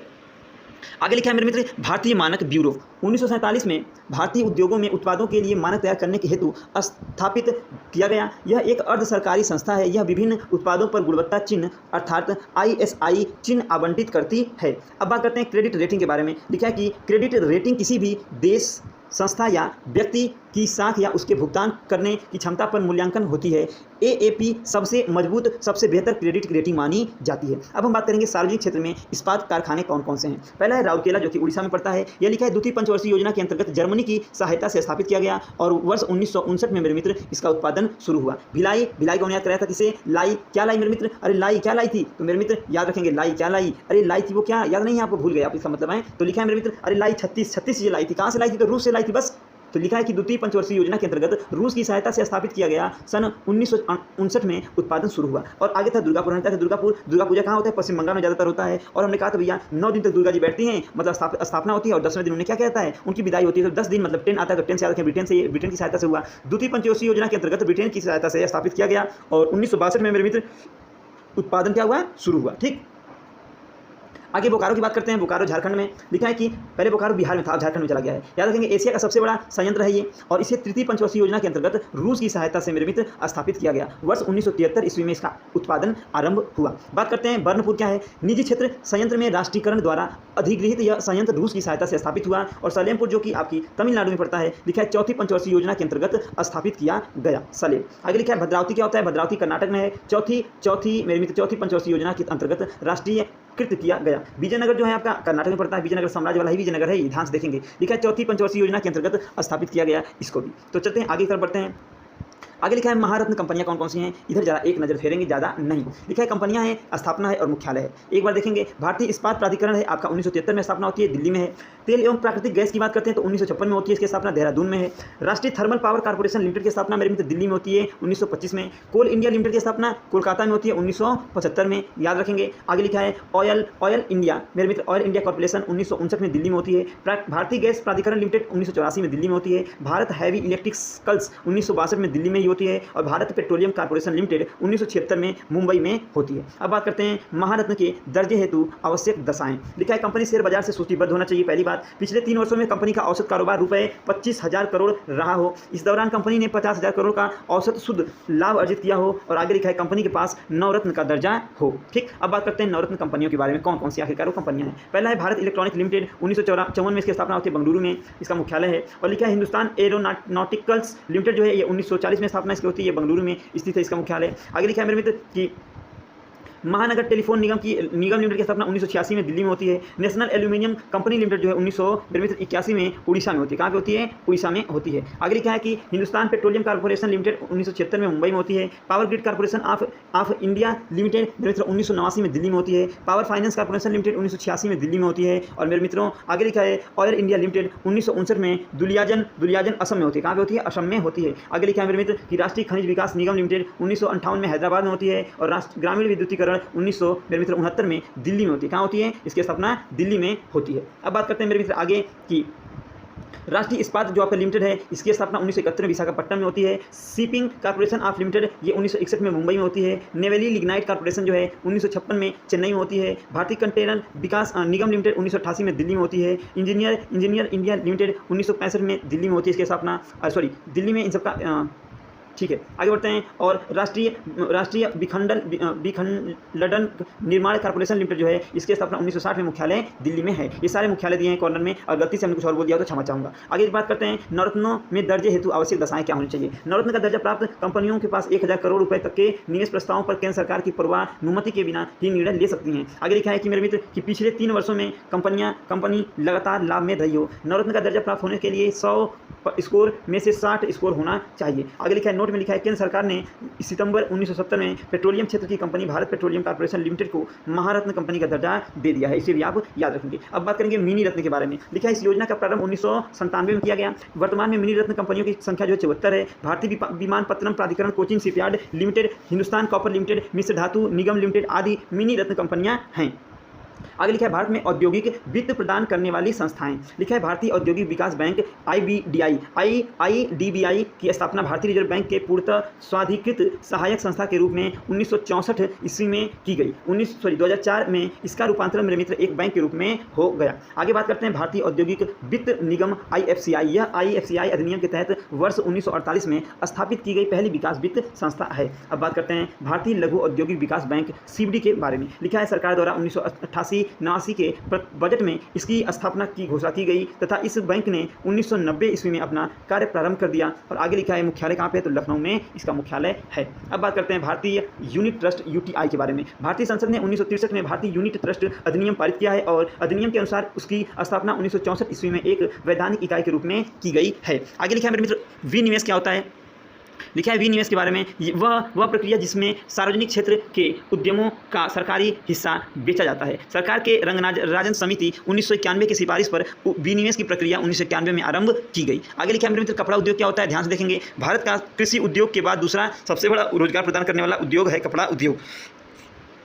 आगे लिखा है भारत में सबसे अधिक रेशम का उत्पादन कर्नाटक में होता है। लघु व कुटीर उद्योग पर विशेष ध्यान 1977 ईस्वी की औद्योगिक नीति में दिया गया। आगे लिखा है लघु उद्योगों को वित्त प्रदान करने के उद्देश्य से 1990 में भारतीय लघु उद्योग विकास बैंक की स्थापना की गई। आबिद हुसैन समिति लघु उद्योगों में सुधार से संबंधित है। बात करते हैं लघु उद्योग वे उद्योग हैं जिनमें अधिक से अधिक 1 करोड़ रुपए का निवेश हुआ है। आगे लिखा है कुटीर उद्योग की अधिकतम निवेश सीमा 25 लाख रुपए है। अगली क्या मेक इन इंडिया कार्यक्रम देश में औद्योगिक विकास की गति तेज करने के लिए नरेंद्र मोदी ने इसकी शुरुआत 25 सितंबर 2014 में की। मेक इन इंडिया का प्रथम प्रतीक चिन्ह कोंग्स में बना शेर है। आगे बात करते हैं मेरे मित्र गरीबी एवं बेरोजगारी के बारे में। गरीबी की माप करने के लिए सापेक्षिक एवं निरपेक्षिक प्रतिमानों का प्रयोग किया जाता है। आगे क्या सापेक्ष गरीबी जो होती है मेरे मित्र, सापेक्ष गरीबी अंतर्राष्ट्रीय आर्थिक असमानता अथवा क्षेत्रीय आर्थिक असमानताओं का बोध कराती है। इसे मापने के लिए गिनी गुणांक तथा लॉरेंज वक्र का प्रयोग किया जाता है।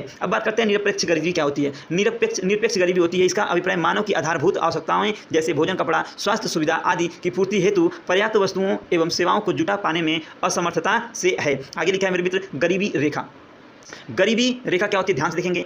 गरीबी की रेखा की अवधारणा मूल मानवीय मेरे मित्र आवश्यकताओं को पूरा कर पाने में असमर्थता से जुड़ी है। 1973-74 की कीमतों पर ग्रामीण क्षेत्रों में 2400 कैलोरी प्रति व्यक्ति प्रतिदिन और शहरी क्षेत्रों में 2100 कैलोरी प्रति व्यक्ति प्रतिदिन प्राप्त होना चाहिए क्या, भोजन। आगे लिखा है मेरे मित्र, आगे बात कर लेते हैं। गरीबी पर रंगराजन समिति की रिपोर्ट क्या आई थी। लिखा है पिछली सरकार में प्रधानमंत्री की आर्थिक सलाहकार परिषद के प्रमुख जी रंगराजन ने गरीबी के आकलन पर तेंदुलकर समिति की कार्यपद्धति की समीक्षा रिपोर्ट सरकार को 7 जुलाई 2014 को सौंप दी। और बात करते हैं बेरोजगारी की। बेरोजगारी क्या है मेरे मित्र, लिखा है बेरोजगारी का आशय उत्पादन कार्य में न लगा होना है। बेरोजगारी के प्रकार हैं, यह 2 प्रकार की होती है, एक होती है ऐच्छिक, एक होती है अनैच्छिक। ऐच्छिक वो होती है जब कोई व्यक्ति कोई भी उत्पाद कार्य करना ही नहीं चाहता या रोजगार प्राप्त करने की कोई इच्छा ही नहीं हो, उसे ऐच्छिक बेरोजगार कहते हैं। और अनैच्छिक क्या होता है, जब अर्थव्यवस्था में मेरे मित्र, जब अर्थव्यवस्था में प्रतिदिन काम चालू मजदूरी दर पर कोई व्यक्ति काम करने को तैयार है परंतु उसे उस मजदूरी पर काम न मिले तो उसे अनैच्छिक बेरोजगारी कहते हैं। इसे खुली बेरोजगारी भी कहा जाता है। आगे बढ़ते हैं मेरे मित्र, रचनात्मक बेरोजगारी क्या होती है, ध्यान से देखेंगे। यह एक दीर्घकालीन बेरोजगारी है जो औद्योगिक क्षेत्र में होने वाली संरचनात्मक परिवर्तन के कारण उत्पन्न होती है। भारत में अधिकांश बेरोजगारी इसी प्रकार की है। अब बात करेंगे अल्प रोजगार के बारे में। क्षमता अनुसार या पूरा काम नहीं मिलने से इस प्रकार की बेरोजगारी उत्पन्न होती है। कौन सी, अल्प रोजगार। अदृश्य छिपी हुई वस्तुएं प्रच्छन्न बेरोजगारी क्या होती है, इसे देखते हैं, ध्यान से देखेंगे। इसके अंतर्गत श्रमिक बाहर से तो काम पर लगे हुए प्रतीत होते हैं किंतु उस कार्य में उसकी आवश्यकता नहीं होती है, उनकी आवश्यकता नहीं होती है। इसमें श्रमिकों का सीमांत उत्पादन शून्य होता है। आगे लिखा है घर्षणात्मक बेरोजगारी क्या होती है मेरे मित्र, तो लिखा है बाजार की दशाओं में परिवर्तन, मांग एवं पूर्ति की शक्तियों में परिवर्तन होने से उत्पन्न बेरोजगारी को हम घर्षणात्मक बेरोजगारी कहते हैं। आगे लिखा है भारत के प्रमुख शेयर बाजार क्या है, यहाँ ध्यान देंगे एक बार। लिखा है कि मेरे मित्र कि बंबई स्टॉक एक्सचेंज BSE, इसकी स्थापना 1975 में हुई। 2005 में मेरे मित्र क्या हुआ, यह पब्लिक लिमिटेड कंपनी के रूप में परिवर्तित हो गया। यह विश्व का 5वां सबसे बड़ा शेयर बाजार है, इसे भी आप याद रखेंगे। आगे लिखा है राष्ट्रीय शेयर बाजार NSE, इसकी स्थापना की सिफारिश 1991 में फेरवानी समिति ने की थी तथा इसकी स्थापना 1992 में मुंबई में हुई। IDBI इसकी मुख्य प्रवर्तक हैं। आगे लिखा है भारतीय औद्योगिक विकास बैंक IDBI शेयर बाजार का प्रमुख प्रवर्तक है। आगे लिखा है कि राष्ट्रीय शेयर बाजार की प्रारंभिक अधिकृत पूंजी 25 करोड़ है। कितनी है, 25 करोड़ है। आगे बढ़ते हैं मेरे मित्र और आगे बात कर लेते हैं। राष्ट्रीय शेयर बाजार जो NSE का मुख्यालय कहाँ पे, तो मुंबई में है मेरे मित्र, याद रखेंगे। नोट में लिखा है विश्व का सबसे पहला शेयर बाजार वर्ष 1602 ईस्वी में नीदरलैंड के एम्स्टर्डम में स्थापित किया गया था। स्टॉक एक्सचेंज में 49% तक विदेशी निवेश की अनुमति है। आगे लिखा है भारत में सेबी द्वारा मान्यता प्राप्त 23 स्टॉक एक्सचेंज हैं। इनमें से 5 राष्ट्रीय प्रकृति के हैं और 18 प्रादेशिक प्रकृति के हैं। आगे बात करते हैं मंदडिया एवं तेजडिया। लिखा है मंदडिया वह व्यक्ति है जो अपने आने वाले समय में मूल्य की गिरावट की ओर सोचकर अपने शेयर बेचकर लाभ अर्जित करता है। और आगे लिखा है मंदडिया के सक्रिय होने से शेयर सूचकांक नीचे गिर जाता है। तेजडिया वह व्यक्ति है जो भविष्य में शेयर मूल्यों में होने वाली वृद्धि की सोच के साथ साथ उन्हें वर्तमान में सस्ते मूल्य पर खरीद लेता है। और आगे लिखा है मेरे मित्र कि तेजडिया के सक्रिय होने से शेयर बाजार तेजी से ऊपर चढ़ने लगता है। और आगे लिखा है भारतीय प्रतिभूति एवं विनिमय बोर्ड सेबी की स्थापना 1988 में हुई थी तथा इसको 30 जनवरी 1992 को उन सेबी के तहत मुख्य पावर में लाया गया। आगे लिखा है इसका पूरा नाम जो है मेरे मित्र सेबी जो है तो वो है security of exchange board of India. SEBI का पूरा नाम है। इसका मुख्यालय मुंबई में है और यह शेयर बाजारों का प्रमुख नियामक संस्था है। गिल्ड एवं बाजार सरकारी प्रतिभूतियों से संबंधित हैं। आगे लिखा है मेरे मित्र, बदला, जब किसी स्टॉक कारोबार में विलंडन की मांग स्टॉक के खरीदार द्वारा की जाती है तो उसे बदला कहते हैं। आगे लिखा है मेरे मित्र, भारतीय विकास नियामक एवं विकास प्राधिकरण, इसकी स्थापना 19 अप्रैल 2002 को ही की गई। इसका मुख्यालय हैदराबाद में है। कहाँ पे है? हैदराबाद में है। आगे बात करते हैं भारतीय रिजर्व बीमा निगम LIC के बारे में। इसकी स्थापना 1 सितंबर 1956 में हुई। इसका केंद्रीय कार्यालय मुंबई में स्थित है। कहाँ पे स्थित है मेरे मित्र? तो वो है आपका मुंबई में स्थित है, याद रखेंगे। विश्व के प्रसिद्ध शेयर बाजार सूचना के बारे में पढ़ लेते हैं। निक्की जो है, निक्की आपका टोक्यो का है, डो जोन्स न्यूयॉर्क का है, सिम्बेकस सिंगापुर का है, नास्डाक USA का है, सेट थाईलैंड का है, मिड डेक्स आपकी फ्रैंकफर्ट है। क्या है? फ्रैंकफर्ट है मेरे मित्र। आगे बढ़ते हैं, भारत की प्रमुख समितियों और आयोग के बारे में बात करते हैं। स्वामीनाथन समिति आई थी जनसंख्या समिति के लिए। राजा चलैया समिति कर सुधार 1991 में आई थी। सहकारिता समिति केंद्र राज्य संबंध में आई थी। जानकी रमन समिति प्रतिभूति घोटाले आई थी। दंतवाला समिति बेरोजगारी का अनुमान आई थी। और आगे है मेरे मित्र, महान नोबी समिति राष्ट्रीय आय समिति संबंधित थी। मल्होत्रा समिति जो थी मेरे मित्र, वो थी आपकी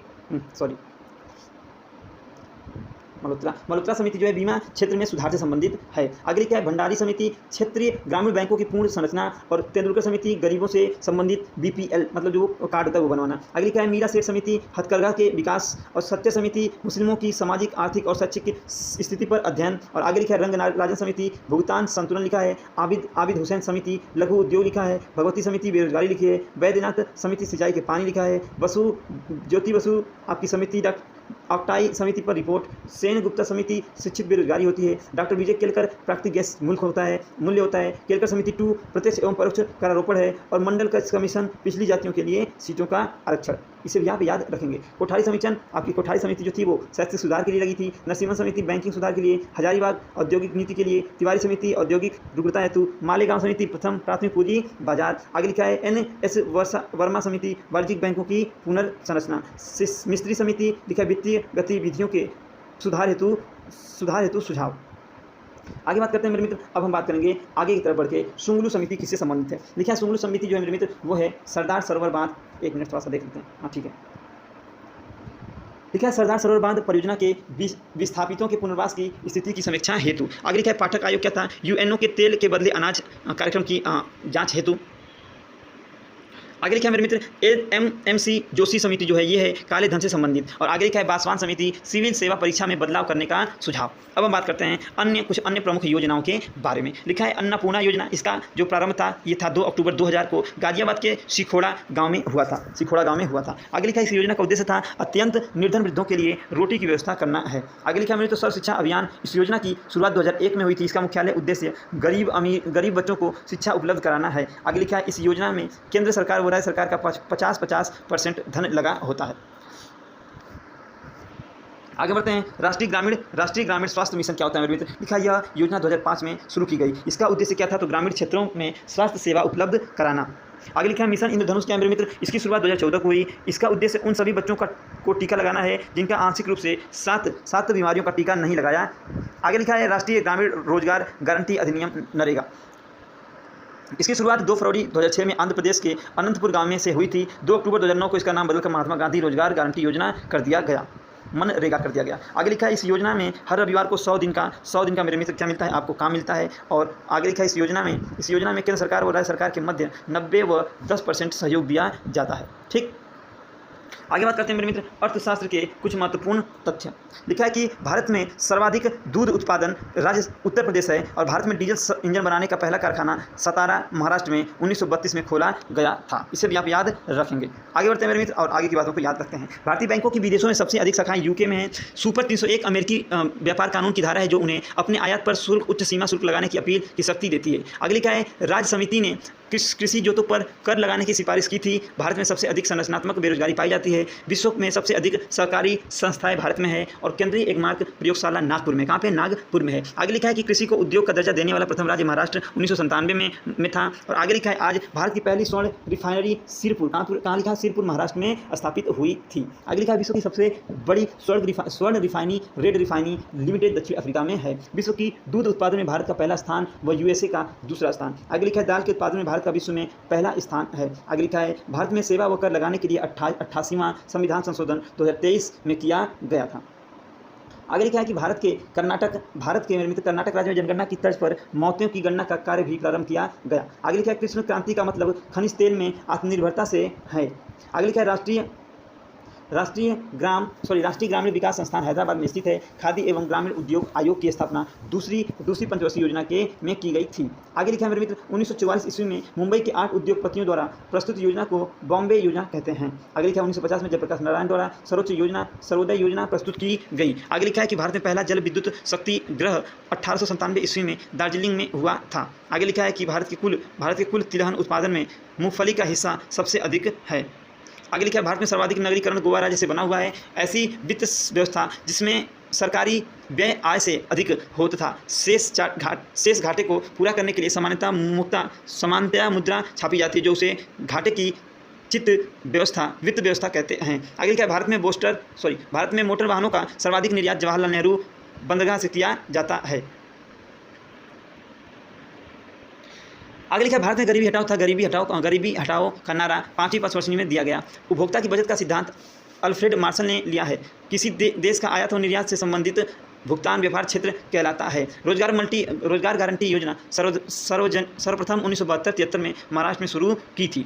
आगे लिखा नीली क्रांति मत्स्य उत्पादन संबंधित पता है आपको। भारत पर्यटन विकास निगम की स्थापना 1 अक्टूबर 1996 को हुई थी। आगे लिखा केरल राज्य के बाहर पहला पूर्ण साक्षर जिला वर्धमान पश्चिम बंगाल में है। और आगे लिखा है मेरे मित्र भारत में कर्मचारी राज्य विभाग योजना 1952 में प्रारंभ हुई थी।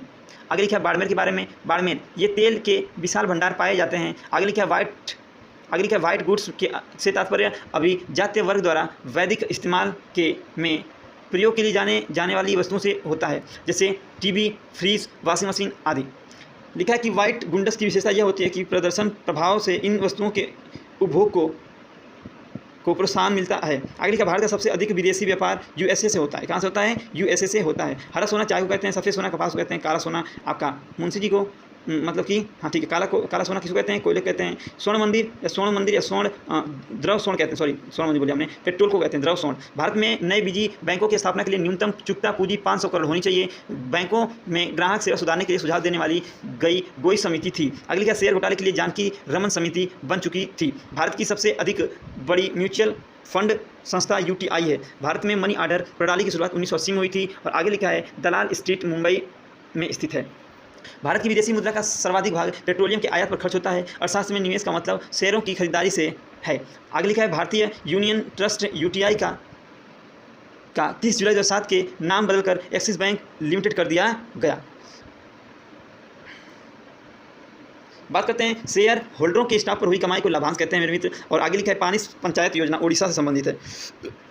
आगे लिखा है सकल एफडीआई में महाराष्ट्र राज्य प्रथम स्थान रखता है। और आगे लिखा है बहुराष्ट्रीय फर्म अनेक राज्यों में प्रचलित एक कंपनी होता है। आगे लिखा है हाल के वर्गों में केंद्रीय सरकार के व्यय की सबसे बड़ी मद ब्याज का शुल्क रही है।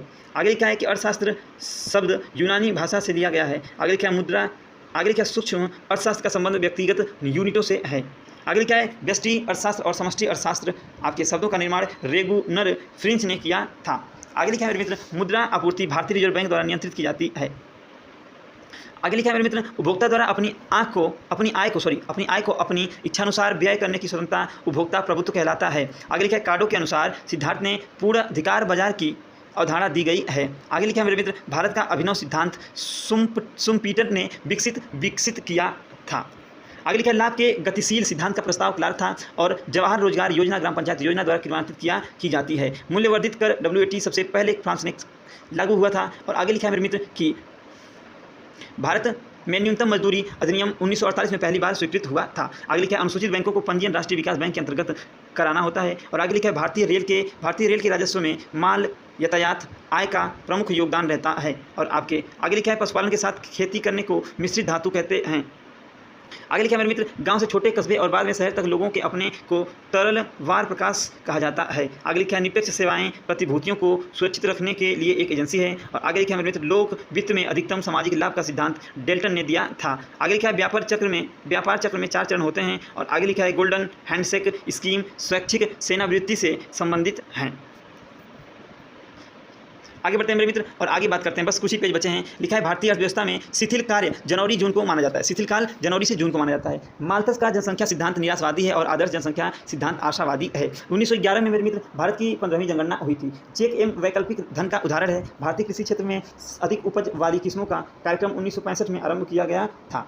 आगे लिखा है कि तिलहन उत्पादन कार्यक्रम 1990 में शुरू किया गया। और आगे लिखा है ओइकोनोमिया शब्द का अर्थ घरेलू प्रबंध होता है। और आगे लिखा है मेरे मित्र कि यह जो है ना यह शब्द अरस्तु की देन है। भारत में इक्विटी बाजार का सेबी का नियंत्रण है और भारत में निजी क्षेत्र के बैंक HDFC का पंजीकृत कार्यालय मुंबई में है। कहाँ है? मुंबई में है। आगे लिखा है रिजर्व बैंक की सहायक संस्था के रूप में राष्ट्रीय आवास बैंक की स्थापना जुलाई 1988 में की गई।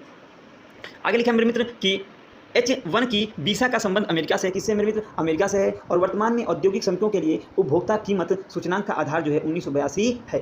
और आगे लिखा है केरल में शिशु मृत्यु दर सबसे कम है। तो मेरे मित्र इस प्रकार हमने आज आपकी वीडियो में आज जैसे कि पहली वीडियो में हम आपको बता दें बिल्कुल प्यार से, पहली वीडियो मेरे मित्र आई थी, इसका नाम था हिस्ट्री। क्या नाम था? पूरी इतिहास हम आपके लिए लेकर आए थे मेरे मित्र। पूरी इतिहास की मैराथन हम पहली वीडियो में आपके सामने लेकर आ चुके हैं। दूसरी वीडियो जो आपको आई थी मेरे मित्र, ये पहली वीडियो गई। दूसरी वीडियो में हम आपके लिए लेकर आए थे मेरे मित्र, आपको पूरी अच्छी तरीके से भूगोल लाए थे। और तीसरी वीडियो में मैं आपके लिए लेकर आया था आपका तीसरी वीडियो में मैं आपकी राजनीति लेकर आई थी, मतलब पॉलिटिक्स को बोलते हैं, पॉलिटी। और चौथी वीडियो में हम आज आपके लिए क्या लेकर आए हैं, तो आपको पता होगा कि आज की वीडियो में जो आपके सामने जा रहा है ये बहुत ही इंपॉर्टेंट टॉपिक, 1-2 सवाल पेपर में आपके आने होते हैं, जिसे हम इकोनॉमिक के नाम से जानते हैं। तो मेरे मित्र मैं बार बार कोई चीज़ कहता नहीं हूँ, फिर से एक बार बता दूँ कि ये सीरीज चलेगी और कुछ हो जाए, सीरीज चलेगी तो चलेगी। तो 6 वीडियो की सीरीज आप देखना ना भूलें मेरे मित्र। रोजगार विद अंकित जो आपकी उनके ये टीचर जो अंकित भाटी हैं उनके द्वारा पुस्तक लिखी गई है, जो येलो बुक के नाम से बहुत ज़्यादा फेमस है, येलो बुक। तो अगर आपके पास येलो बुक हो तब भी अच्छी बात, नहीं है तो भी अच्छी बात, आप इस वीडियो के माध्यम से उन चीज़ों को याद कर सकते हैं। मेरे मित्र मैं आपका दोस्त, आपका साथी, आपका हमेशा साथ दूंगा और पूरी सीरीज आपके सामने लेकर आऊंगा। और इसके बाद आपकी स्क्रीन पे एक चीज़ मैं दिखा दूं, एक आपकी स्क्रीन पे एक फोटो दिख रहा होगा, इस फोटो को देखिए। इसके बाद मैं इस वीडियो को भी लेकर आऊंगा, इसकी वीडियो को मैं लेकर आऊंगा। इसमें सारे प्रीवियस ईयर आपके SSC के द्वारा पूछे गए 2021 के और 2022 में जितने भी प्रीवियस पूछे गए हैं, लगभग 1000 प्रीवियस क्वेश्चन मेरे मित्र, 1000 क्वेश्चन मैं आपके लिए लेकर आऊंगा। तो उसके लिए भी आप तैयार रहिएगा। आपका कोई भी एग्जाम हो बिल्कुल डट के तैयारी कीजिए और मेरे मित्र अपने सपनों को दीजिए उड़ान। और फिर से मिलेंगे अगली वीडियो में। चैनल पर नए हो तो चैनल को सब्सक्राइब करना, शेयर करना और वीडियो को लाइक करना ना भूलें। अपने दोस्तों के पास जरूर भेजें मेरे मित्र। आपका सब्सक्रिप्शन ही हमारी ताकत है। तो मेरे मित्र थोड़ा सपोर्ट करते हैं तो मुझे बहुत अच्छा लगता है और मैं आपके लिए हर रोज एक नई वीडियो के साथ हाजिर होता हूं। तो चलिए आज के लिए फिलहाल इतना ही, मिलेंगे अगली वीडियो में, तब तक के लिए नमस्कार।